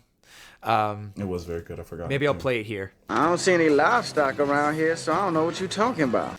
And like I said, he wasn't like harassing them or anything. They were just talking. And even the girls are kind of like, no, don't, as they start fighting, because a fight happens. And they're telling him not to do it. The racist white guy. And then Gary shows up and is pulling the white guys off of him. And then a black students see and start going after Gary, because they think Gary is going after Petey. And then Julius comes in and is pulling his black friends off of him, who then start calling him an Uncle Tom. But he's like, I know you didn't call me that. So like, I know you didn't call me that. Yeah, it was just that it was like, a misunderstanding. Uncle Tom. And then, so the question is, did racially motivated fights continue to break out at school throughout the football season? Of 1971? Of 1971. No. Not really. The students were already used to integrated high schools since it happened 6 years prior. So again, it's not like nobody was racist, but racially motivated fights weren't really happening. According to Joan Patton, a T.C. Williams English teacher who dated Coach Yost, students, quote, adjusted pretty well to the situation. The kids behaved a whole lot better than most of the adults, end quote. Bob Luckett in Northern Virginia Mag interview he gave an example of the football team helping keep order within the school. He said, quote, we were a sort of in-school security. We wore our jerseys to school and paired up, one black player and one white player, and we'd walk the halls. They saw us working together. But if they were causing trouble, we'd also step in to say, don't screw up our football season. You mess with that dude, you're messing with the football team. You fight him, you're fighting all of us. And it worked, end quote. which was confirmed by Kirk Barker on the Nova Legends podcast. So like there was still some racial tension, as there was naturally to be at that time, but it wasn't a huge part of the problem. It wasn't as huge of a problem as presented in the movie, even if there was potential to be. Later, we skip to, there's like a meeting between Tyrell and Coach Yost, where Coach Yost they basically separate because Yost is getting tired of Tyrell's racism, but since he didn't exist, no questions from that. Right. So we cut to Boone's house, Coach Boone's house, and Cheryl is over. They're having the play date, but Cheryl is just watching football tapes with Coach Boone, and they're going back and forth talking about football, and she knows her stuff, and it's really funny, a really great dynamic between the two. And like, she asked, and I think the mom is like, all right, that's enough, you two, because they're getting heated, which is funny. And like, don't you want to go play with dolls with Nikki? And she's like, I'm not playing with dolls, I'm accessorizing. Because Cheryl's like, all right, well, how about you go accessorize? Yeah, I love that. Why don't you go accessorize? Accessorize. I love that. So first off, did Cheryl ever go to Coach Boone's house? Yes. No, actually. No. In the DVD commentary, Coach Boone said, quote, Cheryl never visited my home. I wish she had. I wish she had spent any time with my children. Unfortunately, that didn't happen, end quote. And then after this, somebody yells a slur at Coach Boone and throws a brick through the window. I first thought it was a Molotov. I'm glad it wasn't. Yeah, I first thought it was a Molotov. It's very upsetting regardless. But he ushers the family to a safe spot. And you know what other movie does that? What? As in, that, like you said, the scene was very calm and like funny and like, know. And that's what happens, right? A lot of really dramatic things, particularly cut short, funny and or upbeat moments. The movie is The Hate U Give. Oh, it does God, that. yeah. It does that. It totally does that. Like there's like a laugh. And then, Yeah. I was like, oh, gosh. What the heck? Loved that movie, but only watched it once because it's really hard to watch. Could not watch that movie again, probably. Good movie. Very hard to watch. But yes. hard to watch. Yes, very hard to watch. Was a brick actually thrown through Coach Boone's window? Yes. Yes, and because according to Boone's DVD commentary, it was actually a lot worse. He claimed a toilet seat was thrown through their window, which like he claimed seat? Disney didn't want to portray, like a toilet seat. Yeah, like just the seat. The like flip up part. Yeah, you can detach those. Yeah. Right. Yeah, but I'm just like, why the seat? Just take the whole toilet. But according to his daughter Monica, though, in an interview with Hometown Life memorializing Coach Boone, she said that a brick was thrown through the window and that a toilet seat was hung around their fence post in their front yard. So regardless, something was thrown through the window and someone confirmed a racist act involving a toilet seat. So that happened. But no burnt crosses, so good on you, Coach Boone. Not on the front lawn. Not on the front lawn, at least. Yeah. But as we said earlier, there was Klan incidents in the area. Correct. And then afterwards, when everyone's safe in a location, Coach Boone, storms out with a shotgun to approach the perpetrators who have left. They drove away. Did he actually storm outside with a shotgun after the incident? Yes. No. Monica Merritt confirmed in the same interview, as well as ESPN's article on Real Life that I mentioned earlier, which was a great secondary resource. But that they said he didn't own one. He didn't own a gun. So then we cut to a team meeting that was called by the players because everyone's showing up. And Louie and Blue were there and said, coaches didn't call this meeting. We did. Everyone's trying to leave, but Gary and Julius show up and say, no, we're all going to stay. And I'm not going to ask a question for this one. There's no evidence of a team meeting happening, like a team meeting like this in these circumstances happening. They wouldn't have happened in these circumstances, but I'm sure that team meetings probably still happened that weren't called by the coach, I'm sure that the leaders took it upon themselves to maybe meet every now and then. We cut to Coach Yost and Coach Boone arriving at the school, and he's got the brick with him, and it's like, whoever threw this brick, I'll be at my house, if you want to find me, calling him out for being a coward. And then, in one of the patented staircase conversations between Yost and Boone, correct, lots of staircases in the Yost school. Starts blaming Boone's attitude for what happened rather than flat out racism. You're so vocal, and yeah. And of course, this confrontation didn't happen because Cheryl never went to their house, so I didn't ask a question about it. Right. But Boone is like, this is what my girls go through. growing up. So like now you got a taste of what it's like to be us. Welcome to our world, kind of thing. And again, lingers on Yost's face as he starts to realize, Oh yeah, I guess I'm starts mad to at take him. in. But it's like I'm mad at him, but I should be mad at the people who I don't know threw the brick. Yeah, exactly. So then their third game, already said it's actually against Hayfield. There's a great moment where Cheryl is sitting next to Nikki in the stands and is trying to tell her about the game, and Nikki's like, Cheryl, I do not care. It's so funny. It reminds me a little bit of Anna's reaction to sports when I talk to her about it, but she mostly will listen because if I get happy and passionate about it, she likes that. Like when she talks about Grey's Anatomy with me, because I don't really watch it, but I like hearing her talk about it. You've never seen it, or you just? No, I've seen it. I just can't watch it because I can't do the surgery scenes. Oh, okay. Yeah. All right, that makes sense. Nothing against the. I know the plot gets ridiculous, but like I just can't do surgery scenes. So Got it. So much blood. Got it. Even but though anyway, it's fake. this is where the team debuts their song and dance warm up, as everybody probably knows the Frosted Flakes version. But did they ever do a song and dance during warm ups? Yes. No. No. They never did a song and dance, but they would occasionally sing during warm-up exercises because like we said, Blue did like to sing, but never did a dance, never did a song and dance together. But I like how I took the number. 48 is Ryan Gosling's number, and he gets really into it, and it's really fun to watch. Yes. Like he does like a little called head thing when he acting. slides. It's good stuff. So then during the game, the coach of the other team tells them, shut them up. And then during the game, Ray ignores an audible called by Louis because he read the defense. And so he called an audible to cover one side stronger. Ray purposefully ignores that. The team gets through, hits Rev, injures Rev.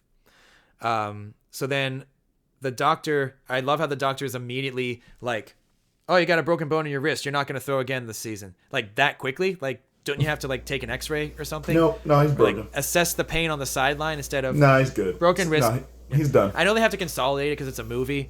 Yeah. No, he's out. He's out for the season. Move on. Next Yeah. person in. But did Jerry Harris actually break his hand in Game 3? No.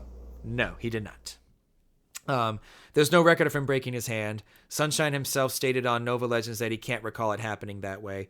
But it is Sunshine's turn to play quarterback now because Rev's injured. So Sunshine doesn't think he's ready, but Coach Boone is trying to motivate him, talking about like he had 12 children. He was the youngest. His parents died within the same month they were young. I wasn't ready, but I did it, and you can do it. Afterwards, Hines was like, you had 12 kids? 12 siblings? He goes, 8. 8. But 12 sounds better. 12 Funny sounds better. moment. Funny moment. But did Herman's family have 8 children? Yes. No, they had 12. What? They actually had 12. That's a lot of kids. So that's weird that they changed that for the movie, but that's a funny line. Was Herman actually the youngest? Yes. No. But he was close to the youngest. Not quite, though. What, I think third either youngest? second or third youngest. Did his parents die when he was a child? No. They did. Both? Yes, but the exact days that they died couldn't be verified. Could not be verified. Dang. It was. That's sad. I could verify that they died when he was a kid, but not in the same month. Couldn't That's verify. sad. I know, right? But Sunshine goes in, and he tells them to let the defender come through to him after he makes the play to the running back. And they're like, are you sure? He's like, just do it. He does, and Sunshine completely upends this guy and kind of stares him down. Like, I've come to play kind of He's thing. like, stop playing with me. Did Sunshine ever upend anyone while blocking during a play? No. No. He did not. Even the 71 website says that while he's a tough runner, it says, quote, are you kidding? Ron was a quarterback! Exclamation point, end quote. Oh, yeah, to be able to be like... Yeah, to just upend this guy. And the referee in the movie even says, like, it's like, we want to rough in the pass. And the referee is like, on a quarterback? Are you kidding me, coach? Like, so that the Groveton coach arguing for the unnecessary unnecessary roughness was actually a little meta there. On the quarterback? So, and like even the website said, are you on a quarterback? Really? So the final score, and I already said the final score of their third actual game was 26-7. And the final score against Groveton was 29-0. I don't think they ever show the final score. You just know that they won. And Sunshine gets the game ball, and then Gary approaches Coach Boone and says he wants to kick off Ray off the team because Right. he missed that block on purpose, and he's been doing that a lot. The whole and season. Boone says, and this again, the true mentality, he's not going to cut anyone. They're going to cut. He said, "You're the leader." But no, he insists on doing it. Gary insists on doing it. Like, so you go tell him. He said, "All right, I'll do it." And so then we cut to Ray getting kicked off the team. And so, racist Ray did not exist. So that never happened. That never happened. But if not racist Ray, or racist, if you will, was there a player from the 71 Titans who was kicked off the team for being racist? No. No. The 71 website stated that anyone as racist as him would have been kicked off the team before the season even started, and anyone not putting out 110% would not have been tolerated. So he sends Ray home. He leaves the movie to go take care of his kids. The other 4, or have another one. Yeah, or have another one. Maybe go to his job so he can support these oldest ones' college. But anywho, so we're done with the Ray is too old to be playing a high schooler jokes. Right, Ray is no longer in the movie at this point. Yeah, he's no longer in the movie. But in some parts of the season, the Titans were shown to be underdogs. Were they ever underdogs? No. No, absolutely not, actually. They were a dominant force. Probably the favorite. Mm-hmm.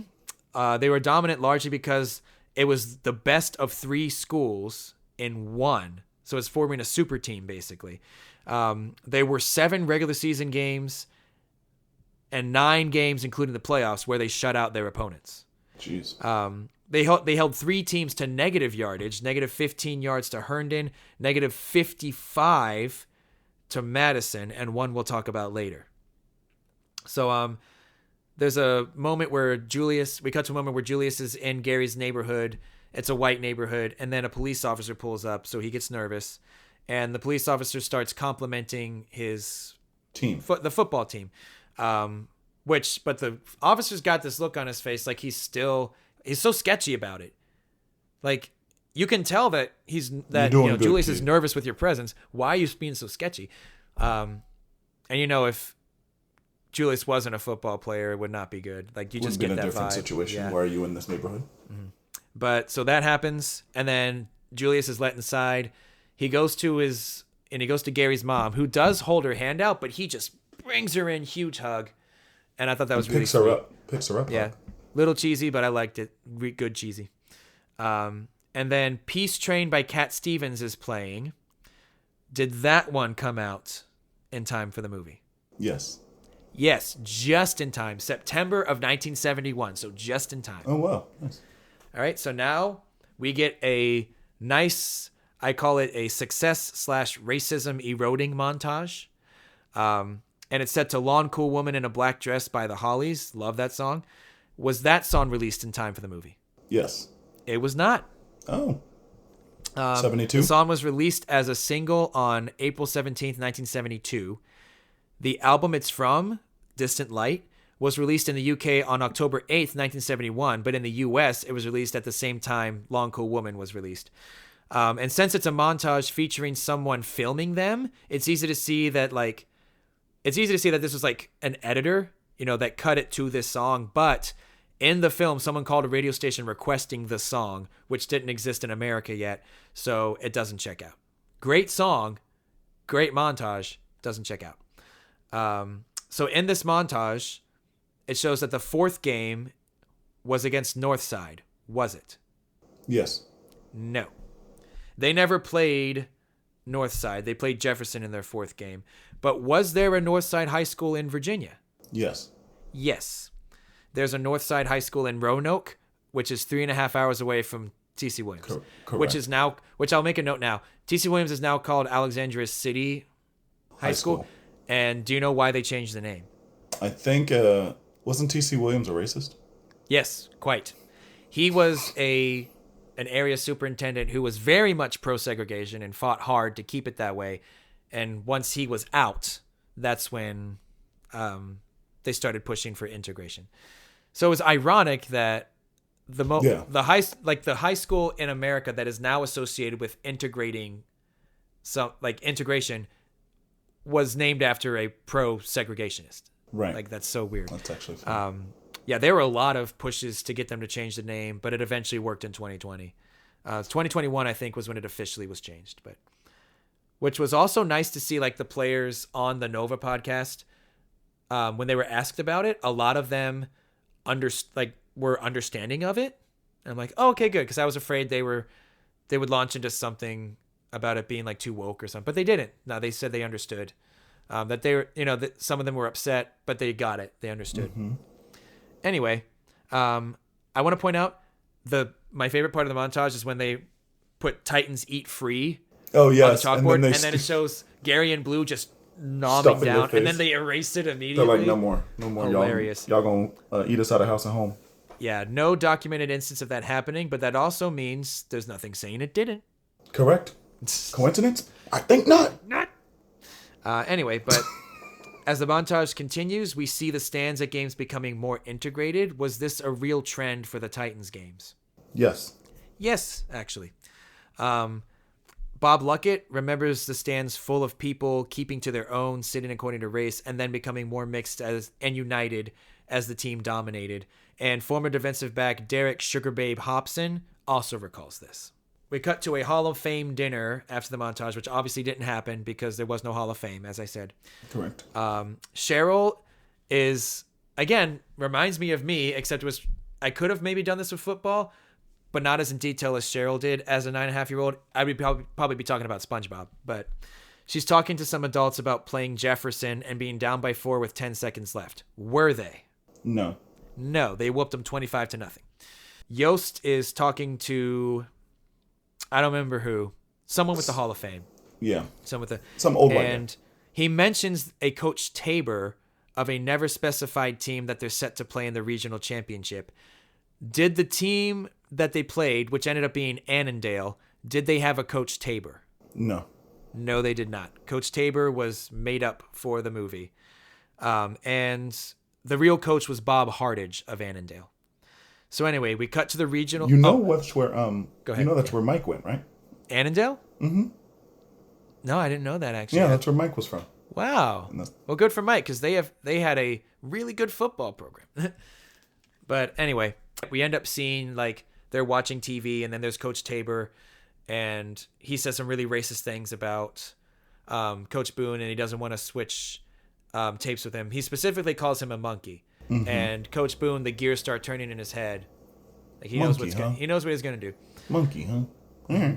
But at that fictional Hall of Fame dinner, they mention how, the season's gonna come to an end. It's like, no, we still got to play the regional championship. But he's like, no, like don't worry, like just let this happen. Your Hall of Fame is secure because they're conspiring with the referees to throw the game away. Or to make sure that TC Williams loses. Right. Was there any sort of conspiracy to have the referees cost Coach Boone a game to get him fired? No. There's no evidence of that happening. Coach Boone said in his DVD commentary, "We got our share of bad calls, and I'm not sure to this day that some of it was not racism, but it was not as overt as it appears in the film." So, no conspiracies like that happened. Let the kids play. Yeah, good line that is. And then Coach Yost gets very heated during the game as they keep throwing flags and Cheryl's about to pop a blood vessel. He goes to the referees and is like, if you don't call this game fairly, I'm going to go to the papers with this and I'm going to take you down with me. And that works. So that is the kind of white savior moment where it's like Boone's keeps getting flagged and then he steps up. But not too much, I'd say. I don't think it really counts. I agree. As I don't think it's that bad. Yeah. If any, that could be the one thing you could call a white savior moment, but I don't think it's really. I think it's just like he's like literally like, no, I'm getting screwed out of my game. Like he's like, I'm also gonna lose. I don't want that either. And he decides, I'll be in the Hall of Fame, but not like this. So, not because of this, not for racism, because he's changed too now, and not for a bad call, like just bad calls. Yeah, and so then he gets the team together and he starts getting a little Coach Boone on him by like, I don't want them to gain another yard or I'm going to take you all out or something like that. Right. And he almost drops the line. The John Brown. Remember the night they played the Titans. Yes. Roll credits. That's too long of a title for the movie, but Roll credits. It's a cheesy moment. I think it kind of works though. But the really cheesy moment is when they go out, Their defense is back on. They knock a guy over, and Gary goes to the Coach Tabor, and just goes like, and then it slowly zooms in on the coach. That was You dumb. weren't a fan of that shot? I wasn't a fan of that. That was dumb. You were like, what? That was cheesy in a bad way to me. But anyway, as the game turns into a blowout, I Want to Take You Higher by Sly and the Family Stone is playing. Did that come out in time? Yes. Yes. 1969, and rest in peace, Sly. Now, was the regional championship game a blowout? No. It was. Oh, really? It was. But was the final score 44-14 Titans? No. It was not. It was 28-0. Jeez, so that was a blowout. Still a blowout. So now there's a big, afterwards, we're at TC Williams. There's a big celebration because they won and they're headed to the state championship. But was the next game the state championship? Yes. It wasn't. Because in real life, they actually still had the state semifinals to play in Norfolk against Woodrow Wilson, which they ended up winning 36-14. So they completely skip over that game in the movie.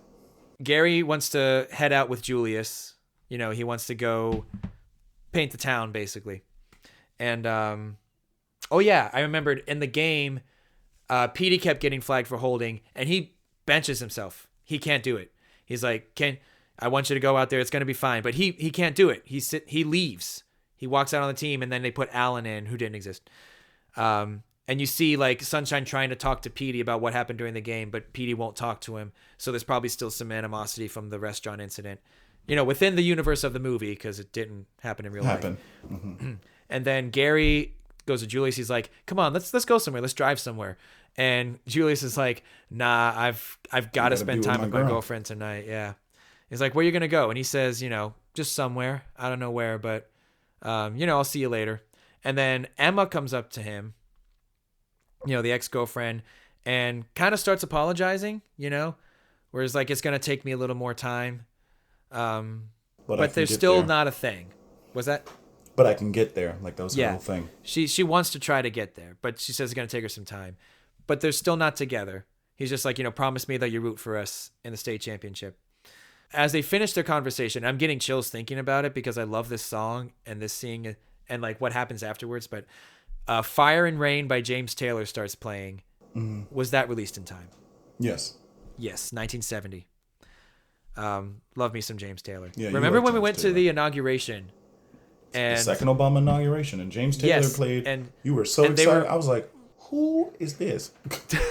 Who is this man? That's when it's like, who is this white man?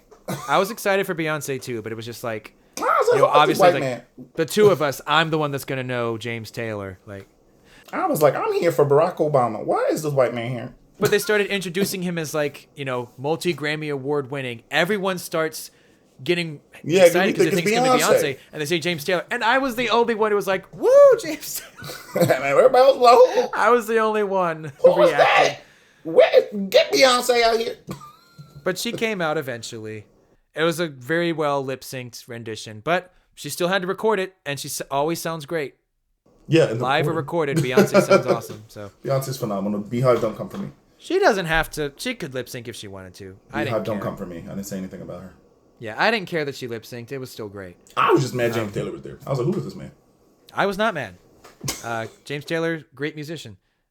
As is not Beyonce, like Kid but Laroi, they're not really comparable. Because it's not everyone's style. Correct. Either of them, not everyone's style. Also very true. But anyway, as the song's playing, Coach and Cheryl are in the stands alone, and they're lamenting that he's not getting the fictional Hall of Fame. Right. And I love Cheryl's she goes like, bunch of rednecks. Correct. Because they didn't give it to him because they were racist. Didn't go along with their plan. Yeah, because they're racist. Right. It's a bunch of rednecks. And I love rednecks. that line. That was really funny. So Cheryl has changed a little too. It's never stated that she's racist. It's more like she resented Coach Boone because he took her dad's job. Spot. She's never shown to be racist. Right. But I now don't like she's that you pretty. took my daddy's job. Mm-hmm. But now she's shown to be very anti-racist. Anti-racist. Right. Yeah. No, you took my daddy's job. That's why I don't like you. Ain't got nothing to do with you being black. So then Coach Boone's at his house. We see him there. And the neighbors, his white neighbors, start applauding him. Did this happen? Yes. There's no evidence, so no. There's no evidence that happened. Darn. Maybe it did, but since there's no evidence, that's going to be a no. We're going to go with a no. So then we cut to Gary, and he's doing his driving, and everyone's cheering him because they know he's in the car. Everyone's cheering him. You know, it's very exciting. And this one guy is pointing, and he points at this guy, and then his car takes off, and he gets slammed into by a truck. And he's in a car accident. So was Gary Bertier in a car accident that ended up leaving him paralyzed from the waist down? Yes. Yes, he was. It's very tragic. Did it happen as a result of a collision with another vehicle? No. It did not. No. The eventual cause was determined to be a mechanical failure of the motor mount of his Camaro, and the accident was one car, only his. Did it happen right before the championship game? No. It did not. It happened after the championship game, specifically right after, like, on the way home from the T.C. Williams banquet dinner in December, where he received the Defensive Player of the Year award. So sad. I know. It sucks. So it cuts to the hospital. The entire team is there, and Julius is the last one to get there. But he goes up to Coach Boone. He's asking how he is, and Coach Boone breaks the news that he's paralyzed from the waist down. He goes to his mom, which, again, I'm getting emotional thinking about it because this scene is really well done. And he's saying how sorry he is to his mom. And he was, you know, in his head, you know, he should have been there in his head. And he talks about this later. And she's saying, you know, he's only asking for you. You know, very touching moment. He goes into the hospital room, and the nurse is like, you know, only Ken allowed in here. And Gary says the line. He says, you know, can't you see the family resemblance? That man's my brother. He said, though, the thing that I thought was funny, whatever her name was, Alice, I think was her name. He said, Alice, are you blind? Are you blind? You don't see the family resemblance? That's my brother. Now, that is a cheesy line that I still really like. Alice, are you blind? Alice, everybody forgets. Everybody remembers, oh, he was so sweet with his brother. He was rude as hell to the nurse lady. Alice, which we'll talk about another instance a little later. But Alice, are you blind? Can't you see the family resemblance? That man's my brother. Which I guess also harkens back to the Gettysburg speech when he's saying, like, I think he specifically mentioned, like, brothers fighting brothers. Yeah. Yeah, and so, you know, that man's my brother. Which, again, it's a cheesy line, but I love it. I think it's a really good one. It works for the movie. It works for the movie. It gets me. It does. Although it gets a little overblown when he starts. It gets even cheesier when he's like, you know, I was afraid of you, which was probably true, but I only realized I was hating my brother. And it's like, it was better the first time. It was better the first time. Should have just left that one out. Yeah, but his acting though is still really good. Alice, are you blind? When Julius is saying, like, you know, when this is all over, you know, we're going to live in the same neighborhood, and, you know, we're going to get old together and get fat. It's like when there's no more of this black. And Gary starts crying, and I feel that, especially, we'll get to it later, but like what happens after the events of the movie, we'll get to that later. But especially knowing that, it makes it a much sadder line. But anyway, there's a couple of scenes I didn't put in here for any fact checking, but, like, you know, we cut to, you know, Coach Boone and Coach Yost talking. Boone's focused on the game. Yost is like, some things are bigger than football, but Coach is like, you know, we got to be perfect kind of thing. You know, we're winners. Well, first he says, like, we. So again, shows you that he's got the mentality. And he has a heart-to-heart with his wife later, being like, maybe I was too hard on them kind of thing. And she's trying to comfort him, being like, you know, sometimes things happen. You know, whatever happened to Gary is not your fault. Don't worry. But then they're all in the hospital room with Gary. Oh, and this is one that I forgot to ask. Did Julius gain access to Gary in the hospital room using a claim that they were brothers? Yes. Yes, and because Julius wasn't the only one. Several members of the team said they were brothers to visit him, and I think that's really nice. But Julius included. So then they're all talking in the hospital room together. Gary's talking about football, and Yost is like, you know, that's not the time for this. And he's like, Coach, I ain't dead. I'm hurt. Or I'm hurt. I ain't dead kind of thing. And he says he's been reading up on sporting events for paraplegics. Yeah, he says they got an Olympics, and we'll get to that later. But now it's time for the state championship, and in the movie they're playing Marshall in the state championship. Was the state championship against Marshall? No. It was not. TC Williams played Marshall in the 5th game of the regular season, which was their closest game. They played the championship against Andrew Lewis High School. Was the championship played in Roanoke like it said on the title? Yes. Yes, it was. And was the coach of Marshall named Ed Henry? Yes. Yes.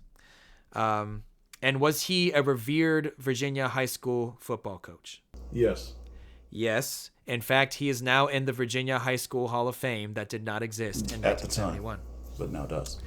Now, before the game starts, they all say a little prayer, they go out, but Louis stays behind and hugs Coach Boone because he said he's eligible. He has a C+ average and he can go to college. Which I kind of wish we'd gotten a little bit more of Louis I agree. learning. Yeah. But, we do get this. We didn't mention him talking with that Rev helps him with his grades and that he thinks he's just going to be, white trash, not good enough for college. We get him saying that, but we don't get too much of him learning. I ain't never going to be nothing but white trash. But I get it because, can't be too long of a movie. But did Louis Lastic go to college? Yes. Yes, he did. He attended Ferrum College for 2 years where he played football and baseball, including winning the National Junior College Athletic Association's football championship in 1974. Go for him. After that, he attended Austin Peay State University. I don't know if I said that right. Peay, whatever. And he graduated with a Bachelor of Science in Health and Safety Education. Now, the game begins, and Marshall starts using a shotgun formation. And this is a surprise to Yost, who says, who do I think they are, the New York Jets? Did the New York Jets use the shotgun formation in the early 70s? Yes.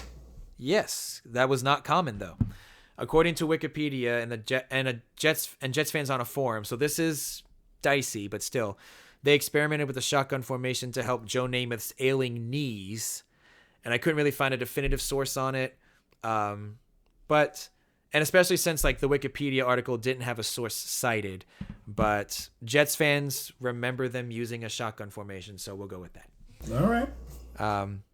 And Blue references Monday Night Football to the coaches. Did Monday Night Football exist at this point? Yes. It did. It debuted the year before in 1970.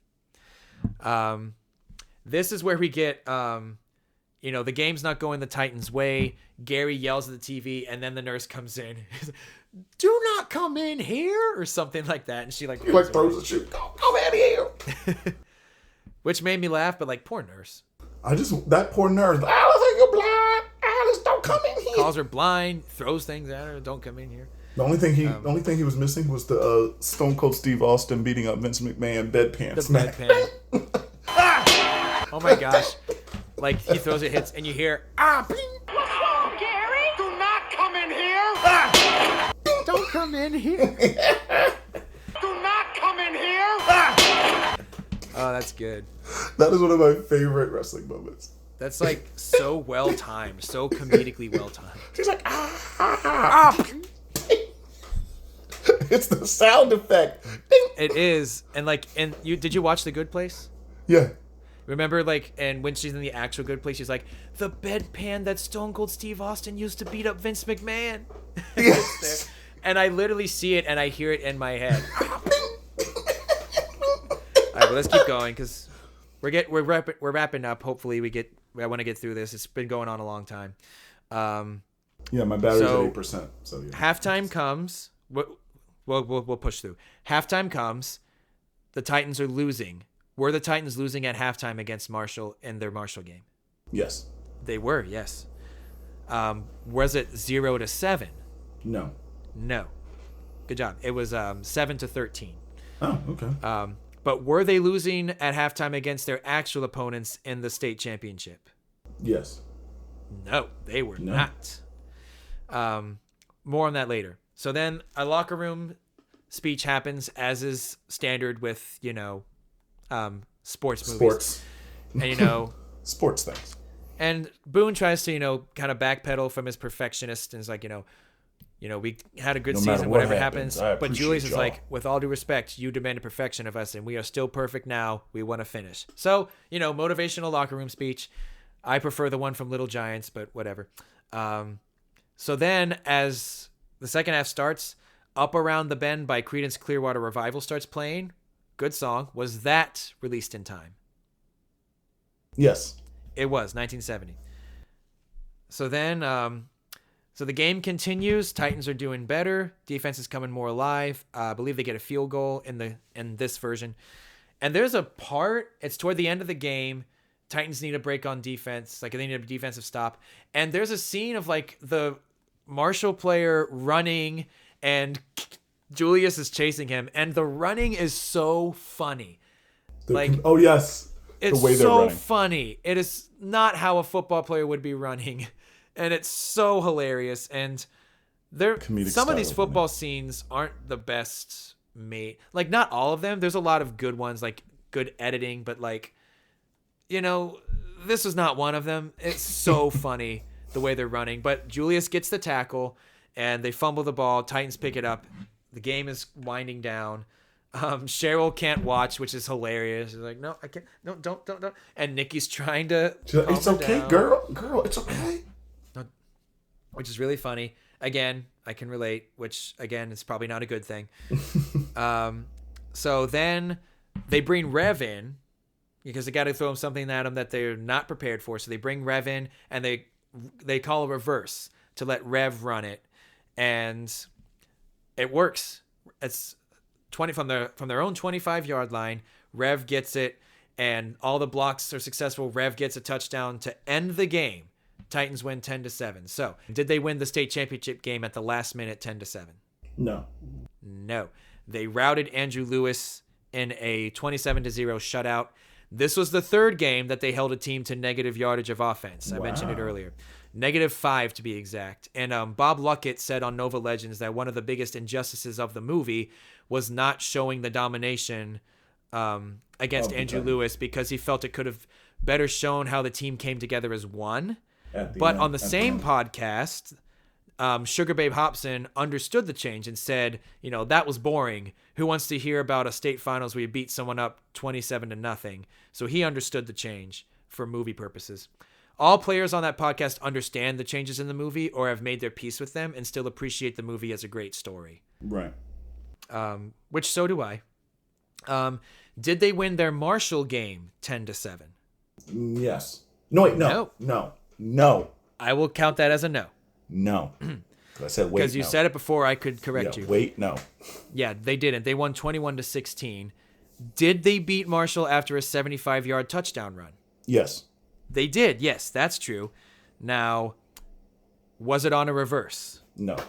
No, it was a standard handoff. Did Rev complete the run? Yes. No. No. No, Rev did not do the run. Excuse me. No Frankie Rev run. Glasgow completed the run, a player that the Titans on the Nova podcast wished had a character in the movie. They thought he would have made a great character and that he was a great player too. Was it scored as time expired? No. No. And an article about the game from the Virginia Sun that I found on the George C. Marshall Class of 73 website, it states that the run happened, quote, late in the fourth quarter. This is confirmed in a video of the game provided by a Marshall Class of 73 alumni, Mike Atala, and was uploaded to YouTube by user Bob Updegrove. Mm-hmm. I don't know if I said that right. It's hard to make out how much time is left in the video, but Bob Luckett confirmed that there was 5:20 left on the clock, according to him. But it's really cool that I found a video of the game. It's muted, but somebody actually did find actual footage, and I'm putting it in the description if y'all want to watch it. That's really cool. Now, when Coach Ed Henry of Marshall lost the game, he was calm and composed. He told his team, you know, good season, guys. It's okay. Was that the kind of person he was? In the game? Or like in real life, was that the kind of person he was? Yes, actually. Oh, wow. It was confirmed by the host of Nova Legends, Julian Brown. He grew up in Nova playing sports, like I said. He lived 4 doors down from Ed Henry and was his paper boy. And he said the movie got him perfectly, even down to the actor Tom Nowicki looking similar to him. So that guy, Julian Brown, thought they did a great job with his character. But you only see him for a little bit. So. Right. But then at the end, everyone's celebrating. Huge, awesome moment. And Yost and Boone hold up a football together. So you have like a black hand and a white hand holding the football into the light. Really cheesy shot, but for the it point earned of it. the movie, I think it works. earned it. Yeah, I think it earned it. So after the championship, like during the celebration, we get adult Cheryl coming in to bookend the movie, and she delivers us some exposition, which we're gonna blow through right here. Did the Titans finish with a perfect 13-0 record? No. Yes. Yes. Okay. 13-0. Did the Titans finish as runner-up for the national championship in 1971, which made them the second best team in the country? Yes. Yes, they did. Wow.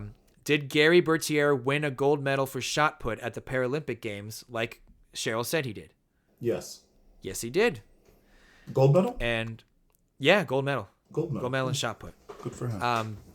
But then she said that Gary died 10 years later after the Titans won the championship. Did he in real life? Yes. He did, yes. Which we'll get into a little bit more a little later. Now, then it cuts to his funeral, and he's surrounded by Titans, full of Titans players. Was his funeral heavily attended by Titans players? Yes. Yes, it was.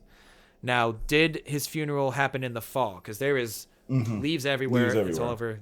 I'm gonna go with yeah. It didn't, because he died on March 20th, 1981, at age 27.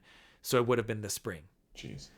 But now, and it ends with this gets me too, because they're all sitting there, and they all start humming, and they sing, "Na na hey hey," yeah.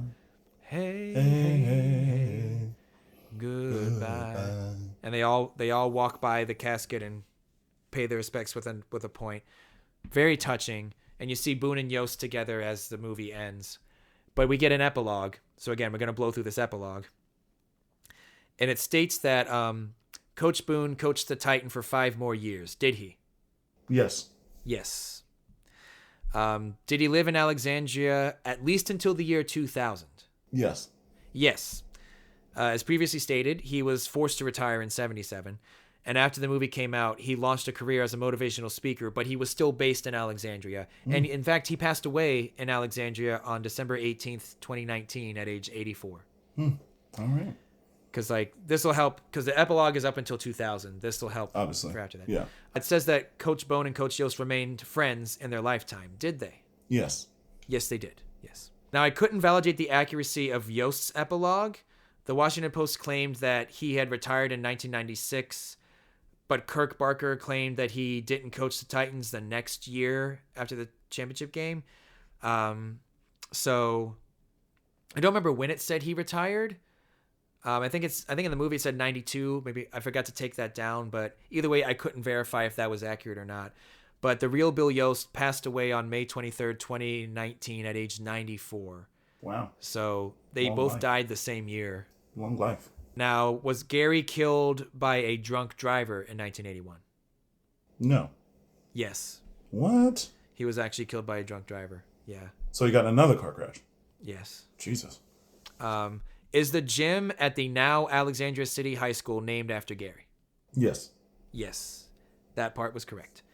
So now it cuts to Julius's. Was Julius named to the 1971 All-American team? Yes. Yep. He became an All-American. It says that Julius began a career working for the city of Alexandria. Did he? Yes. Yes. According to the 71 Titans website, he worked in the school system and then became an animal control officer in Alexandria, later in Prince George's County in Maryland. And he passed away on January 29th, 2019 at age 65. Wow. So that's 3 Titans who passed away in 2019 so far. Same year. Wow. Now, I couldn't verify the validity of Cheryl helping her father because it claims she did. If at all true, it's probably not very true since she wasn't as into football in real life as she was in the movie, even though she still kind of was. But the movie left out that Cheryl actually passed away on May 4th, 1996 at age 34 from an undetected heart condition. Jeez. Her sisters gave their blessing to have her likeness portrayed in the movie. Jeez. Yeah, so that's pretty tragic. Then it moves on to Ronnie Bass. Did he play quarterback at the University of South Carolina? Yes. Yes, he did. He started at QB during his junior and senior years. And then they say he goes on to work for ABC. Did he? Yes. Yes. While it hasn't been updated in a while, the 71 website said that he became a local sales manager for WLOS TV in South Carolina, which is an affiliate of ABC. Of ABC. And the site also says he began his broadcasting career after college as a sports announcer on a local radio station. So I guess he did that too. The movie didn't mention that. So then we cut to Petey, who, by the way, during the game, I forgot to mention this, he wants to play, but Coach Yost is like, you let the team down, you're going to show me you can back up the team. He does. He stays there. But then Allen insists that he goes in instead because he's better. And it happens. He gives Allen a big hug. It's really cute. Yeah. You want to give him your spot, then you go do it. Yep, and he did. But anyway, but in real life, of course, Allen didn't exist. So that never happened. But did Petey Jones go on to work for the Alexandria school system as stated in his epilogue? Yes. Yes. The 71 website claims that he worked at George Washington Middle School as well as a supervisor in the Alexandria Recreation Department, and he passed away on July 1st, 2019. Another 2019 death for the Titans. Now it cuts to Jerry Harris's. Did Jerry Harris stop playing football after high school? No. All signs point to yes. Okay. The 71 website gives no information about athletics after high school, but it does for everybody else who was mentioned. So it's likely that that's actually true. Did he attend Federal City College? Yes. Yes. He participated in a work-study program while attending Federal City College, then went to work at the Wright-Patterson Air Force Base for 2 years. Did he work for U.S. Air? No. Yes. He's listed on the 71 Titans website as a senior administrative representative in the payroll department at Arlington, Virginia for U.S. Air. All right. So that's true. Now, to Louis Lastic, who is the last epilogue, I already mentioned he attended Austin Peay State University. Did he do that for 4 years? No. Likely not. I couldn't confirm, but likely not, considering, as previously stated, he attended Ferrum College and then transferred. It's possible he spent an extra 2 years there, but I couldn't verify his graduation date, so it was unlikely that he did. Right, that he did. It was probably the 4 years, like 2 here, 2 there. And they said he became a businessman in Tennessee after college. Did he? Yes. Yes. He held the position of product control and purchasing manager for FiberTech Incorporated in Franklin, Tennessee, up until his death on April 14th, 2017, at age 62. And so now this is the final question. Did the 71 Titans really help bring their community closer together? Yes. Yes, they did. Now, I'll read up on that. What is my so final many score? different people from the team and the school assert this. Even though the racial tension at T.C. Williams was overblown in the movie, and to an extent in Alexandria, it was still there. And the team certainly helped ease the tensions, and they definitely helped bring the 3 schools together as one, regardless of race. As mentioned before, Bob Luckett and Sugar Babe Hobson recalled the stands becoming more mixed as the season went on. However, Rufus Littlejohn, previously mentioned, felt that it had to do more with, feeling together in victory rather than overcoming racism. He stated, quote, "Winning makes everything acceptable. If the team had been a losing team, there would have been all sorts of increased internal turmoil," end quote. He's also more critical of their widespread help with the rest of Alexandria outside of their area. He said, quote, "The day before game day, you'd wear your jersey around school and pump up some enthusiasm. But as far as the rest of Alexandria, it was sort of ho-hum," end quote. Regardless, the team was still sent a letter by then President Richard Nixon's special assistant, Robert J. Brown, praising the team for, quote, "bringing the citizens of Alexandria together," end quote, and that, quote, "if the example set in Alexandria were to be followed throughout our nation, I believe that our strongly sought-after goal of bringing people together could be made a reality," end quote. Again, that was actually claimed from Nixon, was sent by his special assistant. The letter never specifically mentioned anything about fighting racism, but it did help establish the narrative that this movie certainly cemented. It should be noted that in the Deadspin piece featuring Greg Paspatis, the historian who's against Boone, He alleges that there was still racial problems in Alexandria throughout the 70s, which are further detailed in the alexandriava.gov website. The site did say that the team, quote, brought Alexandria's white and black communities a little closer together, end quote, but that the spirit of the team, quote, didn't translate to the communities surrounding extremely segregated neighborhood elementary schools or to Hammond and George Washington where racial clashes were constant, end quote. It even details a white flight from Alexandria County Public Schools, like I alluded to earlier, in 1974 after the city finalized a plan to implement a busing system that bused white and black children equally, after which 1,039 white students left the school system after their parents either removed them or put them in private schools. So I guess a good time to emphasize that there is a racist history to private schools, but whatever. There is a much more detailed history on that website if y'all want to learn more. Again, the link will be in the link in the description. In regards to the team, the 71 Washington Post interview where Boone dismissed the idea that he was appointed because he was black, he claimed the merger was going smoothly because, quote, the people in the city have really joined in to make this thing, meaning the consolidation of high schools, work.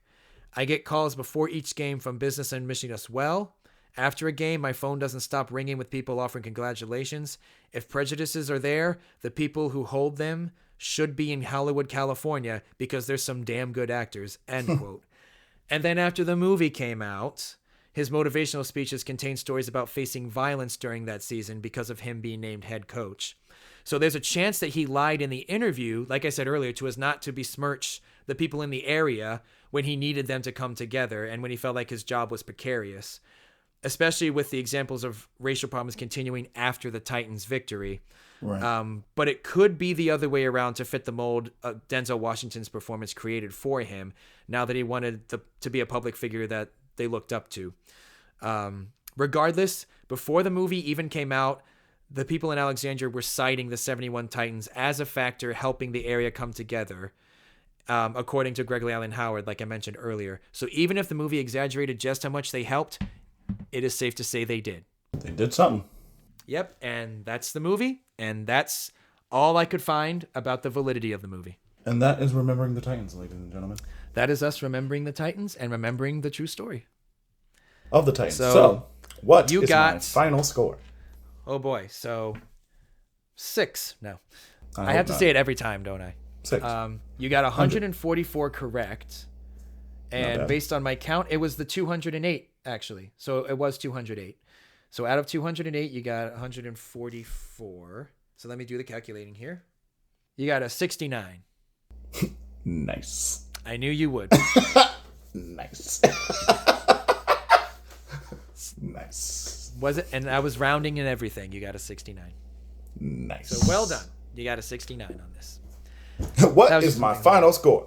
6. 6. Ooh. 59. Ooh.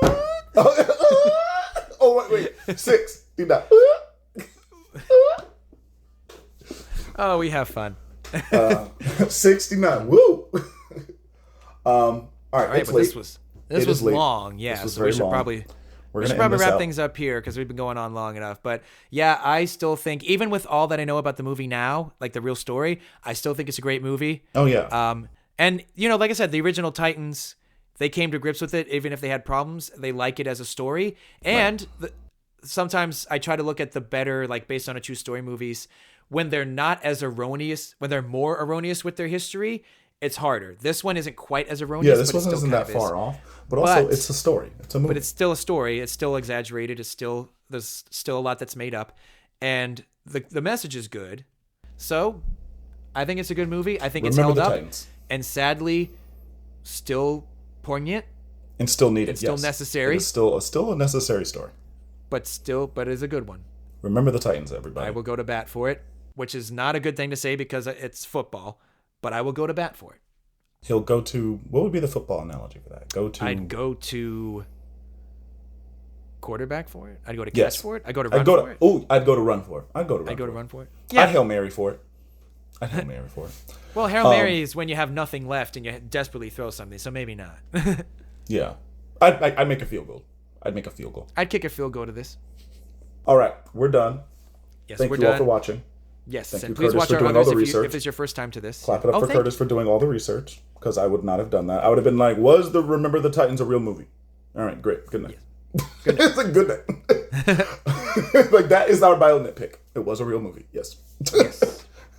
Thank you for watching BioNitPic. All right, but I hope y'all enjoyed it. If you haven't watched any of our other podcasts, you should go back and do that. And until next time, I'm Curtis. I'm Roger. And this has been Cinema Game Night. Happy football season, everybody.